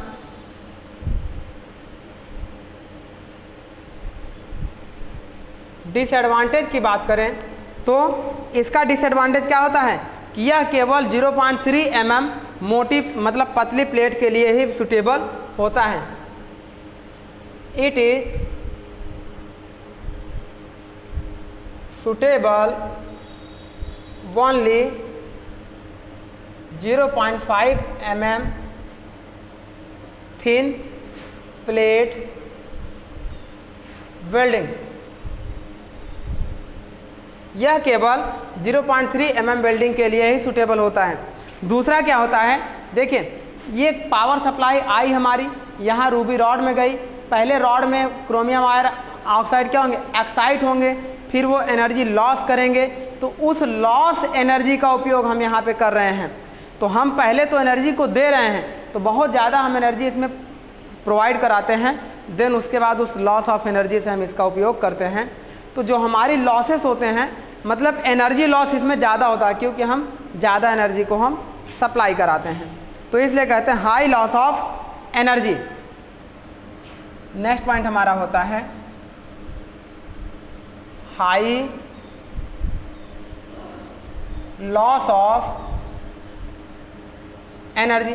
अब इसके बाद देखिए हमें इस लेज़र बीम से लेज़र का इमिशन कराना है, सीधे फोकस लेंस से यहाँ पे फोकस्ड कराना है, जरा भी इधर उधर डिस्ट्रैक्ट नहीं होना चाहिए।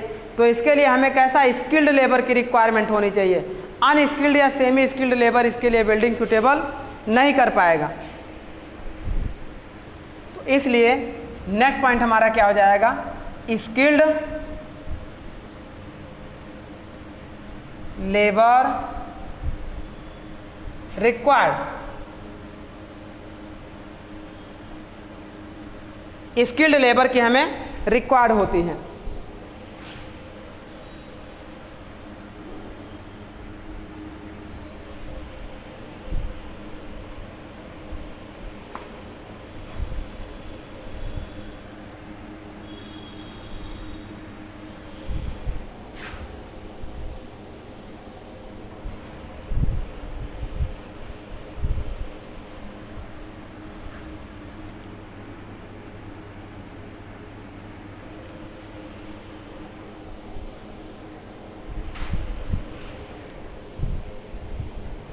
अच्छा देखिए, इस रूबी रॉड से लेज़र का इमिशन कराना था, तो देखिए यहाँ पर हमें इतना बड़ा सेटअप बनाना पड़ा, यहाँ फोकस लेंस लगाना पड़ा, यहाँ पावर सप्लाई देनी पड़ी। तो इसका मतलब इसकी जो इनिशियल कास्ट होती है हमारी कैसी होती है, हाई होती है। तो इस तरीके से नेक्स्ट पॉइंट हम इस पर लिख सकते हैं हाई इनिशियल कास्ट, मतलब इसकी प्रारंभिक लागत हमारी क्या होती है, ज़्यादा होती है। और उसके बाद इस लेज़र का इमिशन होता है तो लेज़र बीम हमारे आँखों के लिए सही नहीं होती हैं, तो उसके लिए हमें प्रोटेक्शन की भी रिक्वायर्ड होगी। Required protection, required eye protection.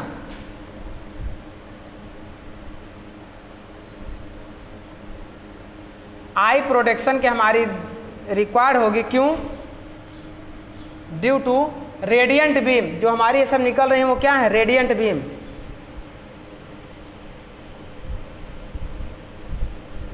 Radiant beam की वजह से हमारे आई की प्रोटेक्शन को क्या होगा, एक रिक्वायर्ड प्रोटेक्शन देना पड़ेगा। तो इस तरीके से ये हमारा लेज़र बीम वेल्डिंग कंप्लीट होता है।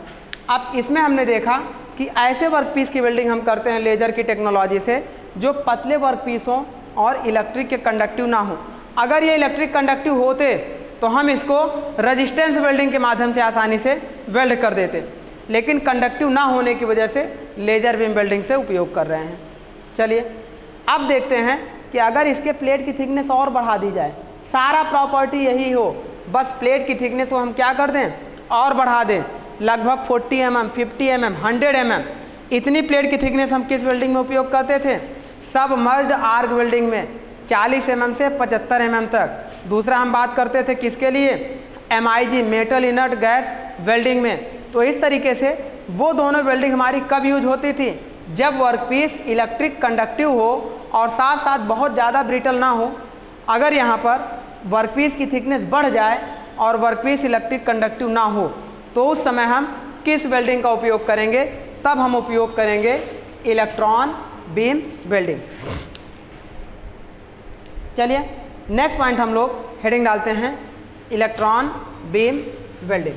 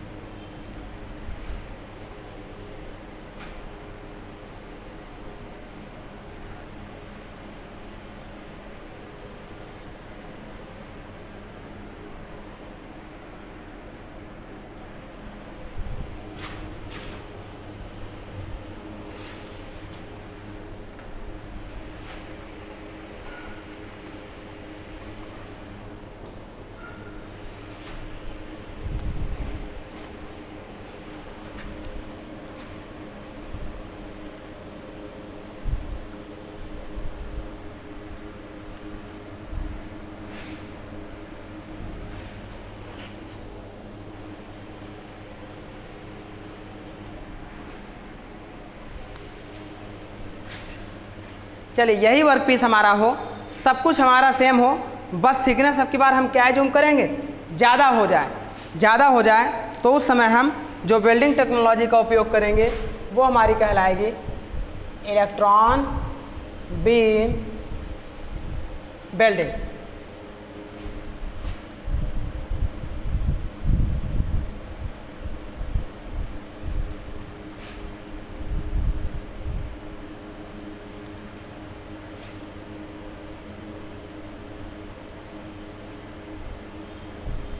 देखिए अभी तक हम लेज़र की बीम का उपयोग करते थे वेल्डिंग करने के लिए, अब हम इलेक्ट्रॉन की बीम का उपयोग करेंगे। तो अब यहाँ पर एक सवाल आता है कि इलेक्ट्रॉन की बीम की इंटेंसिटी बढ़ाने के लिए क्या वैक्यूम चैम्बर का उपयोग करते हैं, या लेज़र की बीम मतलब लाइट की इंटेंसिटी बढ़ाने के लिए लेज़र के लिए हम वैक्यूम का उपयोग करते हैं।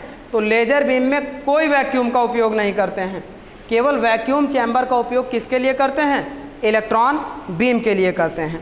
तो यहाँ पर इस तरीके से हमने डायग्राम बनाया था, तो एक वैक्यूम चैम्बर बनाते हैं ऐसा।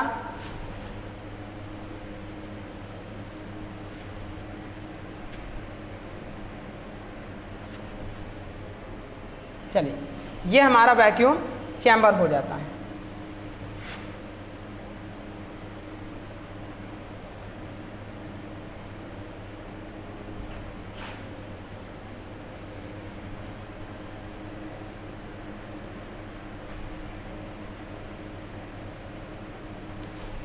अब इसमें क्या होगा, देखिए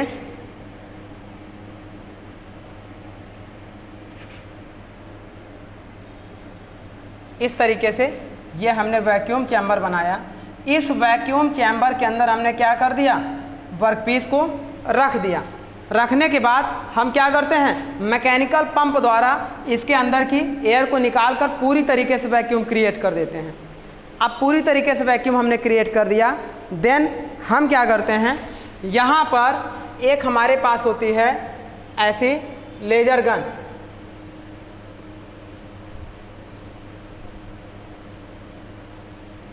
और इस लेजर गन में यहाँ पर होते हैं फिलामेंट, है ना, ये होते हैं फिलामेंट, ये टंगस्टन फिलामेंट होते हैं, टंगस्टन फिलामेंट, और इसे हम बोलते हैं लेजर गन। अब हम क्या करते हैं, यहाँ पर कहीं पावर सप्लाई देते हैं इसके लिए।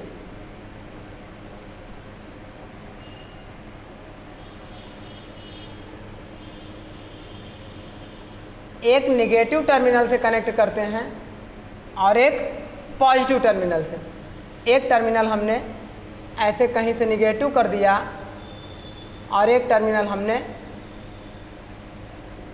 पॉजिटिव कर दिया। अब इसमें क्या होगा, निगेटिव और पॉजिटिव टर्मिनल के बाद इसमें भी वही AC या DC पावर सप्लाई, AC या DC पावर सप्लाई का उपयोग हम करेंगे। जब हम इससे पावर सप्लाई ऑन करते हैं तो ये जो फिलामेंट होते हैं ये लगभग 2000 डिग्री सेंटीग्रेड तक जब इनका टेम्परेचर पहुंचता है, एबव 2000 डिग्री सेंटीग्रेड, जब इस फिलामेंट का टेम्परेचर एबव 2000 डिग्री सेंटीग्रेड तक पहुंचता है तो वहां से ऑटोमेटिक इलेक्ट्रॉन का इमिशन होना शुरू हो जाता है। तो इस तरीके से इससे पावर सप्लाई इतना देते हैं कि इसके अंदर 2000 डिग्री सेंटीग्रेड के अप्रॉक्स हमारा क्या हो जाए, टेम्परेचर रीच कर जाए। जब इतना रीच कर जाएगा तो यहाँ से इस तरीके से ऐसे इलेक्ट्रॉन का इमिशन होगा। फिर इन इमिशन के लिए हम क्या करते हैं, यहाँ पे 2 प्लेट लगाते हैं। इलेक्ट्रॉन की दिशा को गाइड करने के लिए हम 2 प्लेट लगाते हैं और इन दोनों प्लेट का नाम होता है एनोडिक प्लेट, क्योंकि इलेक्ट्रॉन हमारा क्या होता है, नेगेटिव चार्ज होता है। तो इसकी डायरेक्शन को डिसाइड करने के लिए, डायरेक्शन प्रोवाइड करने के लिए 2 एनोडिक प्लेट का उपयोग करते हैं। अब एनोडिक प्लेट के बाद फिर ये इलेक्ट्रॉन यहाँ से रिफ्लेक्ट होकर इस तरीके से आगे बढ़ते हैं। अब इसके बाद जब आगे जा रहे थे तो इन इलेक्ट्रॉन के डायरेक्शन को देखने के लिए, वेलोसिटी को देखने के लिए हम क्या करते हैं, यहाँ पे फोकसिंग लेंस लगाते हैं। यहाँ पर इसके एक फोकसिंग लेंस लगा देते हैं।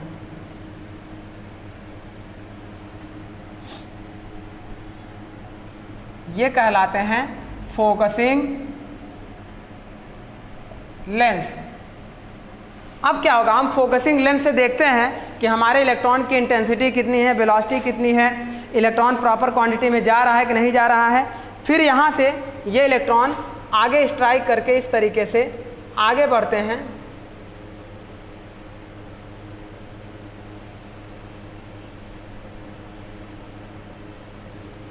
इस तरीके से आगे बढ़ते हैं। अब इन इलेक्ट्रॉन के स्कैटर्ड डायरेक्शन को एक जगह पे फोकस करने के लिए, हम फोकसिंग कॉइल का उपयोग करते हैं। यहाँ पर हम लगा देते हैं फोकसिंग कॉइल। इस तरीके से हम यहाँ पर यूज कर लेते हैं फोकसिंग कॉइल।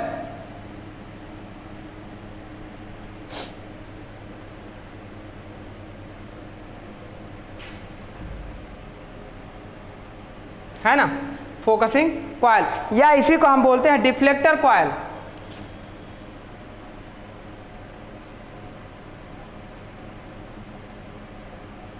अब ये क्या करेगा, इन इलेक्ट्रॉन को फोकस करेगा यहाँ से सीधे इस वर्कपीस के ऊपर, इस तरीके से ऐसा फोकस करेगा। जब ये सारे इलेक्ट्रॉन क्या होंगे, अपने हाई काइनेटिक एनर्जी से इस वर्कपीस पे स्ट्राइक करेंगे तो वहाँ पर इलेक्ट्रॉन की टोटल काइनेटिक एनर्जी कन्वर्ट हो जाएगी प्रेशर एनर्जी में, और प्रेशर एनर्जी यानी कि हीट एनर्जी में कन्वर्ट होगी। देन उस हीट का उपयोग इस वर्कपीस को मेल्ट करने के लिए और वेल्ड करने के लिए उपयोग करते हैं। अब इलेक्ट्रॉन की हाई इंटेंसिटी होने के कारण और वैक्यूम चैम्बर होने के कारण यहाँ पे ये जो इलेक्ट्रॉन होता है बहुत डीप पेनिट्रेशन तक जाता है, इतना डीप कि लगभग 100 mm मोटी प्लेट, जो कि हम किसके थ्रू करते थे, सबमर्ज आर्क वेल्डिंग के थ्रू करते थे, या दूसरी बात हम किसके थ्रू करते थे, MIG metal inert gas welding के थ्रू करते थे। तो लगभग उसके बराबर या उससे अधिक मोटी प्लेटों की वेल्डिंग आसानी से ये कर सकता है। और दूसरा एडवांटेज क्या होता है, बगल में हीट अफेक्टेड जोन बहुत नैरो होता है, ना के बराबर होता है। तीसरा डिसएडवांटेज क्या होता है, ये इलेक्ट्रिक कंडक्टिव ना भी हो तो भी इलेक्ट्रॉन की इंटेंसिटी से इसे हम वेल्ड कर सकते हैं। तो इस तरीके से इस पूरे वेल्डिंग को हम बोलते हैं इलेक्ट्रॉन बीम वेल्डिंग। अब चलिए हम लोग स्टार्ट करते हैं। पहले इलेक्ट्रॉन गन से स्टार्ट करते हैं, फिर इसके बाद anodic plate, focusing lens, vacuum और वैक्यूम चैम्बर जो हम लोग बनाते हैं। तो कितने टाइप का वैक्यूम चैम्बर बनाते हैं, तो आइए स्टार्ट करते हैं। तो बेसिकली जो होता है electron beam welding is a fusion welding, क्योंकि यहाँ पर मटेरियल को क्या कर रहा है, वो फ्यूज करके मेल्ट कर देता है। तो EBW is a fusion welding.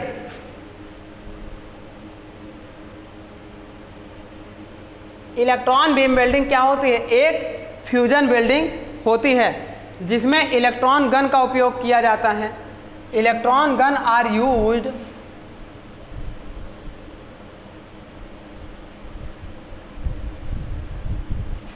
Electron gun are used for emission of electron, for emission of electron.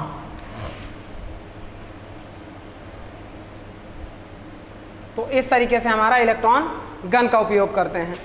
अब क्या होगा, इलेक्ट्रॉन गन के अंदर ये भी याद रखिएगा टंगस्टन फिलामेंट यूज होता है, ये भी क्वेश्चन पूछा गया है। टंगस्टन फिलामेंट आर यूज्ड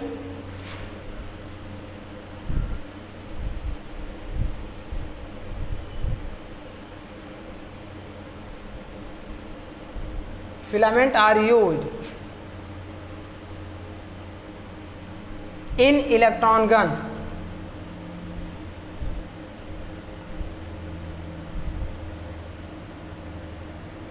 इस तरीके से हो गया। नेक्स्ट पॉइंट देखिए,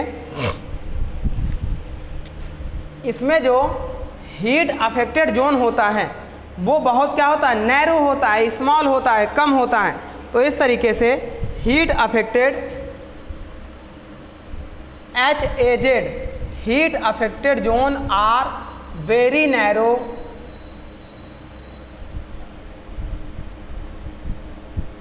एंड बहुत नैरो होगा और मोटी से मोटी डीप पेनिट्रेशन होगा, narrow and deep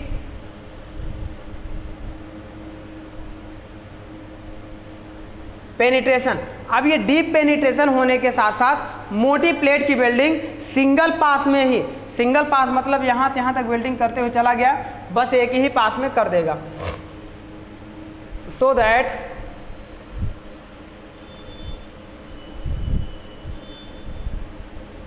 thick plate weld in welded in single pass. मोटी से मोटी प्लेट को हम क्या करते हैं, सिंगल पास में ही जोड़ लेते हैं। और उसके बाद अब इसमें किसी फिलर मटेरियल की रिक्वायर्ड नहीं होती है, no filler material required.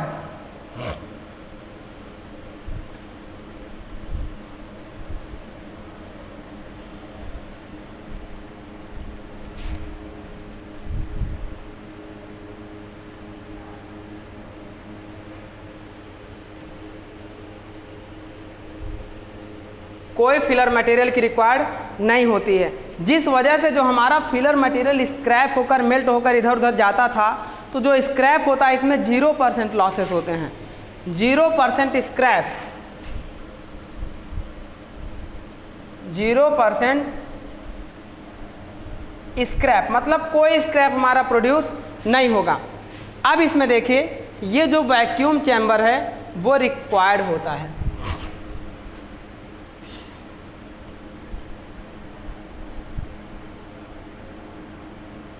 Vacuum chamber are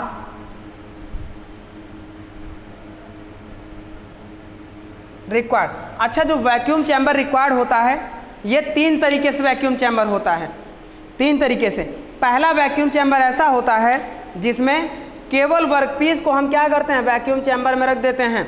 उस समय इस इलेक्ट्रॉन गन को इसके बहुत पास यहाँ पर लगभग लगाते हैं, है ना, इलेक्ट्रॉन गन को बहुत पास रखते हैं ताकि हमारी नेचुरल एयर इलेक्ट्रॉन के बीच में ना आ जाए, नहीं तो उसके बीच में क्या करेगी, बाधा, इंटरप्टेड प्रोड्यूस करेगी।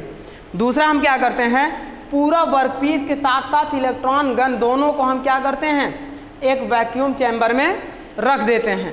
तो अब क्या होगा, जब दोनों से हम वैक्यूम चैम्बर प्रोड्यूस करा दिए तो इलेक्ट्रॉन गन को हम ऊपर भी रख देंगे तो भी हमें कोई दिक्कत नहीं होगी। उस समय वर्कपीस और इलेक्ट्रॉन गन के बीच में 1 मीटर की दूरी रखते हैं।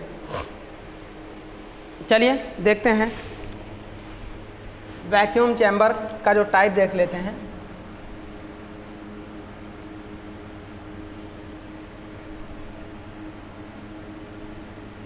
वैक्यूम चैम्बर बेसिकली 3 टाइप से हमारा प्रोवाइड किया जाता है। पहला हमारा होता है full vacuum.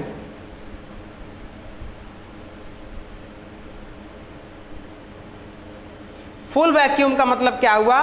Workpiece and electron gun both are covered with vacuum chamber. हम इसमें लिख सकते हैं workpiece and gun both are covered in vacuum chamber. अब उस समय क्या होगा? इस इलेक्ट्रॉन गन के बीच की डिस्टेंस को हम क्या कर सकते हैं? ज़्यादा कर सकते हैं। और कितना ज़्यादा? लगभग 1 metre. Then gap between workpiece and gun, electron gun समझिएगा, बार बार हम गन कह रहे हैं। Electron and workpiece and gun are 1 metre. अच्छा, 1 मीटर की दूरी रखने से क्या होगा? इलेक्ट्रॉन जितना ऊपर से आएगा उसकी इंटेंसिटी उतनी ज़्यादा होगी, उतना ही ज़्यादा डीप पेनिट्रेशन मिलेगा, तो जिससे मोटी से मोटी प्लेटों को आसानी से वेल्ड कर सकते हैं। सो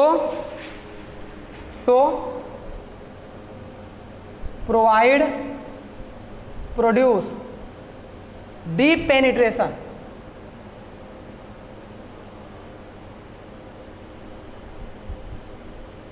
डीप पेनिट्रेशन मिलेगा, जिससे मेड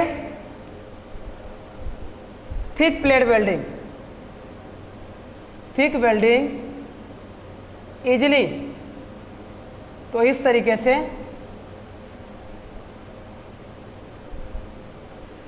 हमारा पहला होता है full vacuum chamber, full vacuum. दूसरा हमारा जो होता है वो होता है पार्शियली वैक्यूम,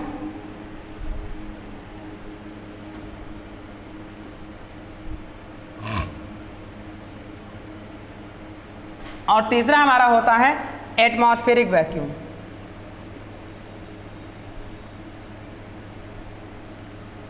एटमॉस्फेयर। तो अब देखें, जो दूसरा पार्शियल वैक्यूम होगा तो इसमें क्या होगा? ओनली वर्कपीस को हम केवल क्या करेंगे? वैक्यूम चैम्बर में रखेंगे। Only workpiece are setup, only workpiece are setup in vacuum chamber. आप केवल वर्कपीस को रखेंगे और इलेक्ट्रोड यानी इलेक्ट्रॉन गन हमारी चैम्बर के बाहर होगी, तो गन के बीच और वर्कपीस के बीच में बहुत स्मॉल डिस्टेंस रखते हैं। So small distance produce between gun and workpiece. इस तरीके से हमारा होगा। नेक्स्ट हमारा होगा, हम वर्कपीस को भी चैम्बर से बाहर कर दें और गन को भी चैम्बर से बाहर कर दें, तो उस तरीके से कहलाएगा एटमॉस्फेयर इलेक्ट्रॉन बीम वेल्डिंग, जो कि इसका उपयोग हम नहीं करते हैं। हम किसका करते हैं? फुल वैक्यूम का करते हैं और पार्शियल वैक्यूम का। मतलब हमें इलेक्ट्रॉन बीम वेल्डिंग करना हो तो वैक्यूम हमारे लिए रिक्वायर्ड होगा। तो इस तरीके से ये करते हैं। अब अगर हमें वैक्यूम बनाना हो, सपोज करिए हमने एक कवर बनाया, अब इस कवर से हमें वैक्यूम बनाना हो, मतलब इंटरनल एयर को निकालना हो, तो हम क्या करेंगे? मैकेनिकल पंप का उपयोग करते हैं। तो नेक्स्ट पॉइंट वो देख लीजिए, मैकेनिकल पंप। यहाँ पे देखिए, मैकेनिकल pump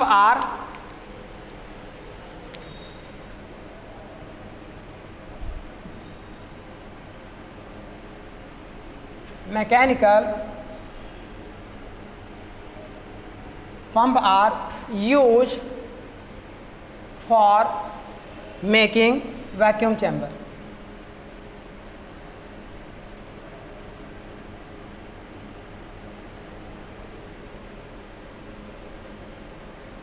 तो इस तरीके से मैकेनिकल पंप का उपयोग करते हैं हम किसके लिए?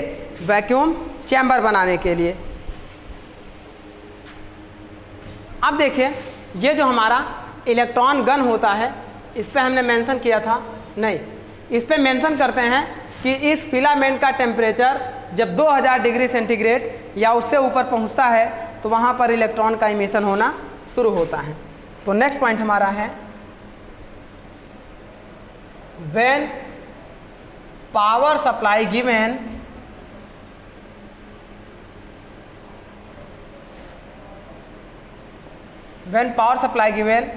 then the filament temperature increase above 2000 degree centigrade, above 2000 degree centigrade, 2000 degree centigrade या उससे ऊपर इस फिलामेंट के माध्यम से इलेक्ट्रॉन का इमिशन होना शुरू हो जाएगा। एबव स्टार्ट द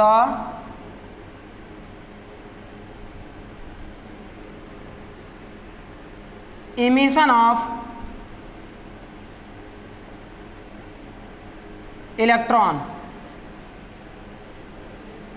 अब इस तरीके से इस इलेक्ट्रॉन का उपयोग हम क्या करते हैं, पहले इन सब चीज़ों से आगे ले जाते हुए इस वर्कपीस पर स्ट्राइक कराते हैं, जिससे वेल्डिंग हमारी कंप्लीट होती है। वर्कपीस कितना मोटा होना चाहिए इसमें? लगभग, अगर हमारा फुल वैक्यूम है तो लगभग 50 से 100 mm थिक प्लेट की आसानी से वेल्डिंग हम कर लेते हैं।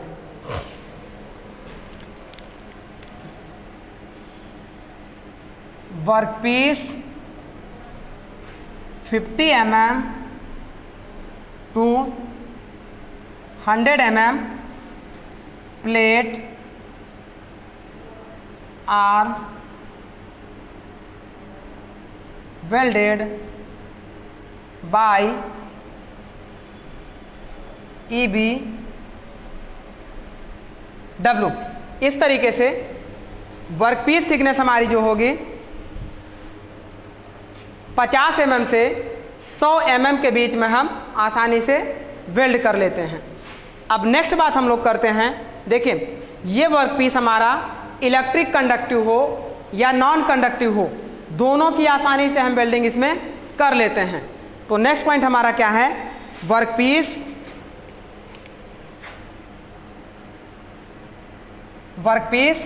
Electric conductive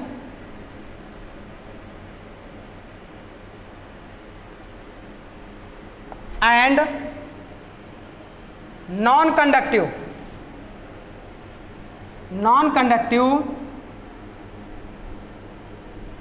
both are use.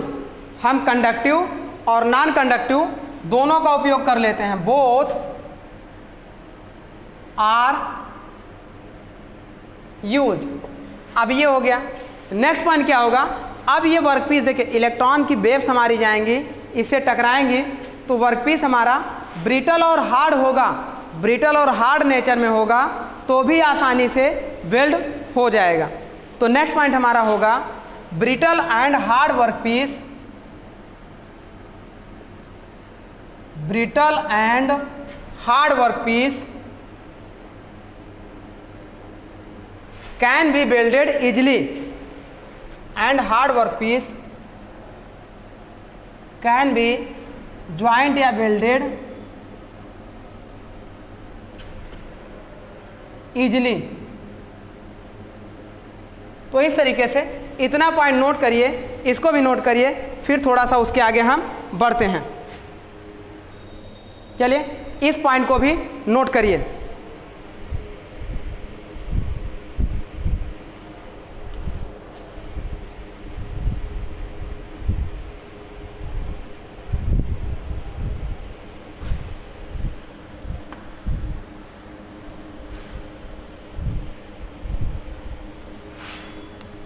अब ये हमारा किस तरीके के मेटल के लिए, देखें हमने यहाँ पे देखा कि ये हमारा क्या होगा, ब्रिटल और हार्ड वर्क पीस के लिए आसानी से वेल्ड किया जा सकता है। तो अब देखते हैं कि कैसे ब्रिटल और हार्ड मेटल होते हैं। तो हमारा पॉइंट जो होता है ferrous and non ferrous metal can be welded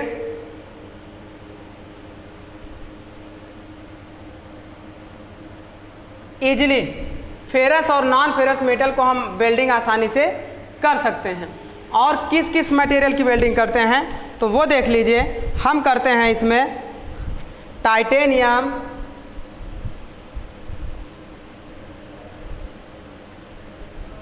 tungsten, molybdenum,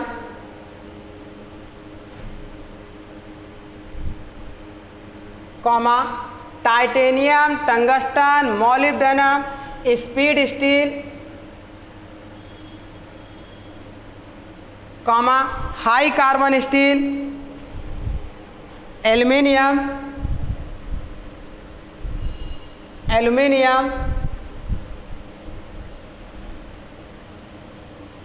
and magnetic refractory metals.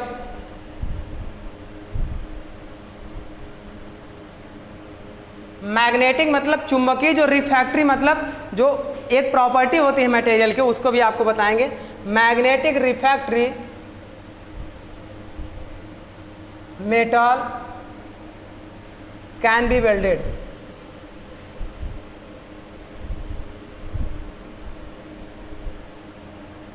तो इस तरीके से नेक्स्ट पॉइंट हमारा ये हो गया।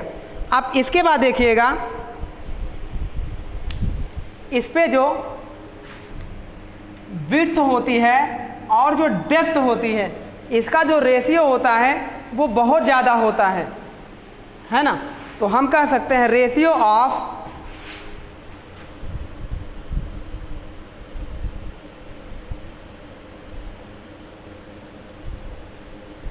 width and depth are very high। अब वेरी हाई हमारा क्यों होगा, क्योंकि जो हमारा width होता है वो बहुत कम होता है ना।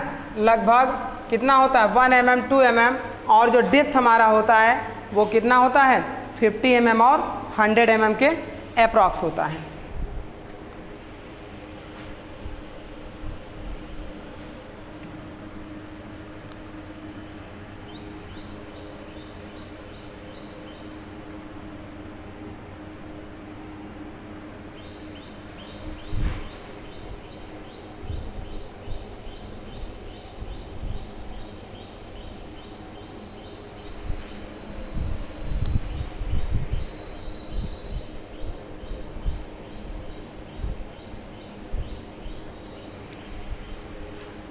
चलिए, तो इस तरीके से इतनी सारी प्रॉपर्टीज हमारी होती है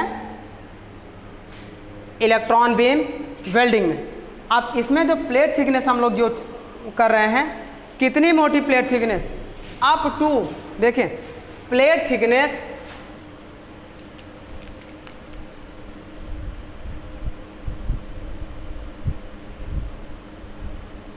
अगर ये स्टील होगा, कौन सा स्टील, स्पीड स्टील या high carbon steel, plate thickness of steel is 100 mm can be welded easily. ये हमारा होता है। फिलर मटेरियल की रिक्वायर्ड इसमें नहीं होती है, no filler material required.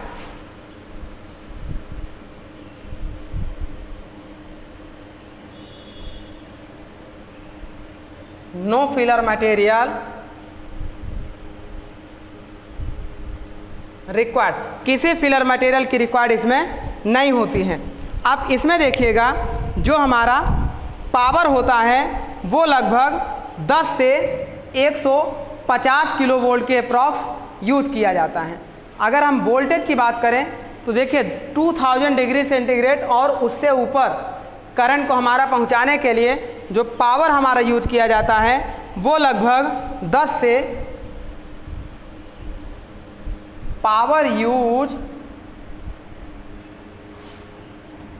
Is 10 to ऐसे 10 किलोवाट टू 150 किलोवाट।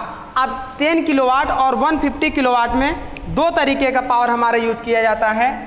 अगर हम पावर की बात करें तो दो तरीके का पावर यूज किया जाता है। पहला हमारा लो वोल्टेज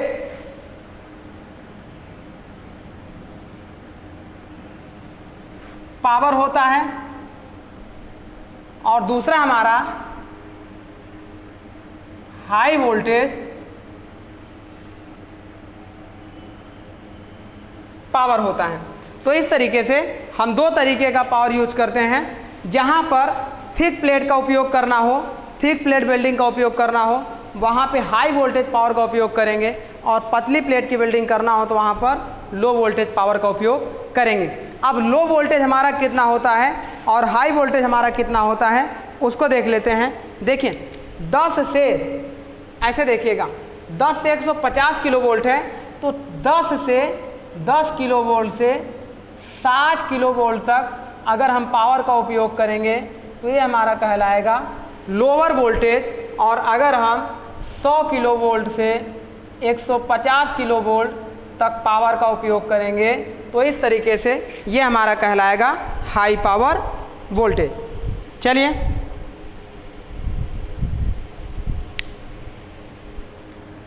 अब इसमें थोड़े से डिसएडवांटेज देख लेते हैं। इसका डिसएडवांटेज देखिए क्या क्या होता है। इस वैक्यूम चैम्बर के होने की वजह से वर्कपीस का साइज हमारा क्या हो जाता है, लिमिटेड हो जाता है। दूसरी बात, ये इंफ्रारेड हमारी जनरेट हो रही हैं तो इनको जनरेट करने के लिए पूरा सेटअप लगाया जा रहा है तो इनकी इनिशियल कॉस्ट हमारी हाई होती है। तीसरी बात, इसे वेल्ड करने के लिए स्किल्ड लेबर की रिक्वायर्ड होगी। नेक्स्ट फोर्थ हमारा क्या होगा, ये जो इंफ्रारेड हमारी जनरेट हो रही हैं इनसे जो एक्स रेज और इंफ्रारेड जनरेट होती है इनसे प्रोटेक्ट करने के लिए आई प्रोटेक्शन की रिक्वायर्ड हमारी ज़रूरी होती है। तो चलिए इसके थोड़े से हम लोग डिसएडवांटेज भी नोट कर लेते हैं।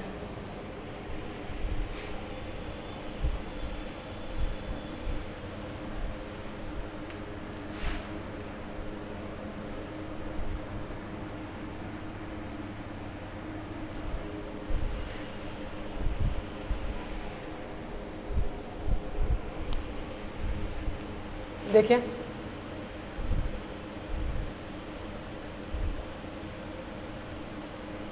Disadvantage of electron beam welding. Electron beam welding का डिसएडवांटेज क्या होगा। पहला डिसएडवांटेज हमारा यही है कि वर्कपीस का शेप और साइज लिमिटेड रखा जाता है due to vacuum chamber. Workpiece size limited because vacuum chamber।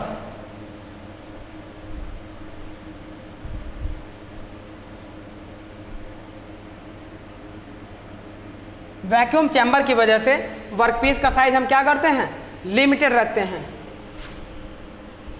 दूसरा हमारा देखिए सेकेंड पॉइंट हमारा क्या होगा, अब इस इंफ्रारेड के जनरेट करने की वजह से इसका इनिशियल कॉस्ट हमारा क्या होता है, हाई होता है। High initial cost. Next point हमारा होता है, अब इसे देखिए वेल्डिंग करने के लिए अनस्किल्ड या सेमी स्किल्ड लेबर की रिक्वायर्ड नहीं होगी। इसके लिए क्या होगा, स्किल्ड लेबर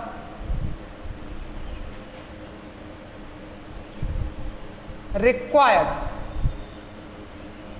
चलिए नेक्स्ट पॉइंट हम देखते हैं। अब इसमें देखिएगा स्किल्ड लेबर हमारा रिक्वायर्ड होगा। पहला हमारा हो गया वर्कपीस साइज लिमिटेड हो गया, इनिशियल कॉस्ट। अब आई प्रोटेक्शन, ये हमारी इंफ्रारेड जो आ रही हैं इससे हमारे आई को नुकसान पहुंच सकता है, तो इसलिए हम क्या करते हैं, आई प्रोटेक्शन भी हमारा रिक्वायर्ड होता है।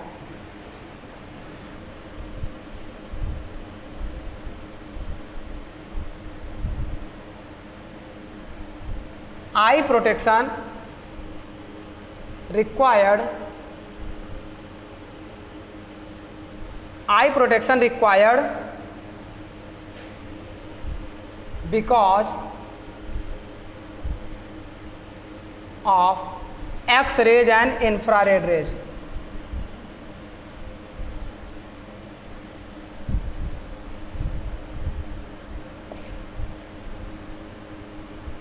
अब इस वर्कपीस को रखना होगा तो इसके लिए फिक्सचर की भी रिक्वायर्ड हमारी होती है। तो नेक्स्ट पॉइंट हमारा ये भी हो गया कि fixtures are required, special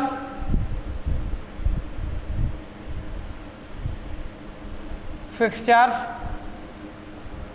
are, क्योंकि ऐसा फिक्सचर स्पेशल लगाया जा रहा है बिकॉज ऑफ वर्कपीस को हम किस में रख रहे हैं, वैक्यूम चैम्बर में रख रहे हैं। अगर स्पेशल फिक्सचर्स नहीं होंगे तो ये आपस में क्या होंगे, फिक्स नहीं कर पाएंगे, वर्कपीस हमारा इधर उधर भागने लगेगा। तो इस तरीके से ये हमारा वेल्डिंग होता है। इसका हम थोड़ा सा यूज देख लेते हैं, एप्लीकेशन।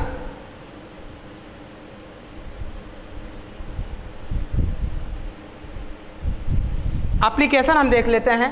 तो एप्लीकेशन हमारा क्या होगा, देखें ऑटोमेटिक, देखें जितने भी एरोप्लेन होती हैं या एरोस्पेस होते हैं या ऑटोमोबाइल्स होते हैं, इन सब जगहों पे इस वेल्डिंग का उपयोग हम करते हैं। Electron beam welding are etcetera, electron beam welding are use. बाकी मटेरियल आपको हमने बता ही दिया किस तरीके के मटेरियल के लिए और कौन कौन से मटेरियल के लिए इस वेल्डिंग का हम उपयोग करते हैं। तो इस तरीके से ये हमारी इलेक्ट्रॉन बीम वेल्डिंग कंप्लीट होती है। इलेक्ट्रॉन और लेजर बीम में जो हमारा डिफरेंस होता है, इलेक्ट्रॉन में हमारा क्या होता है, मोटे प्लेट की वेल्डिंग आसानी से कर सकते हैं, लेजर में पतले प्लेट की वेल्डिंग कर सकते हैं। इलेक्ट्रॉन में इलेक्ट्रॉन गन का उपयोग करते हैं, लेजर में रूबी रॉड का उपयोग करते हैं। इलेक्ट्रॉन में देखिए हमारा क्या होता है, वैक्यूम चैम्बर रिक्वायर्ड होता है, लेजर में वैक्यूम चैम्बर रिक्वायर्ड नहीं होता है। तो इस तरीके से इन दोनों में बेसिक डिफरेंस भी होते हैं। तो चलिए हम यहाँ पे अपने लेक्चर को कंप्लीट करते हैं।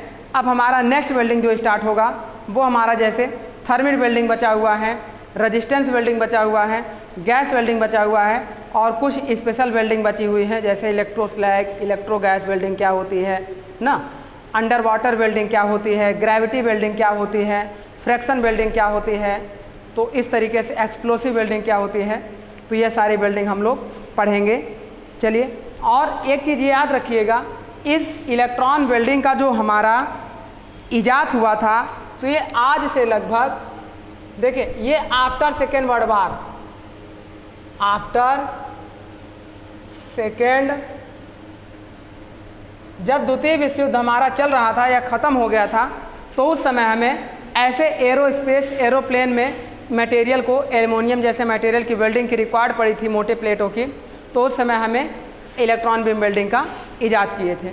तो चलिए आज का लेक्चर हम यहीं पे स्टॉप करते हैं। Thank you.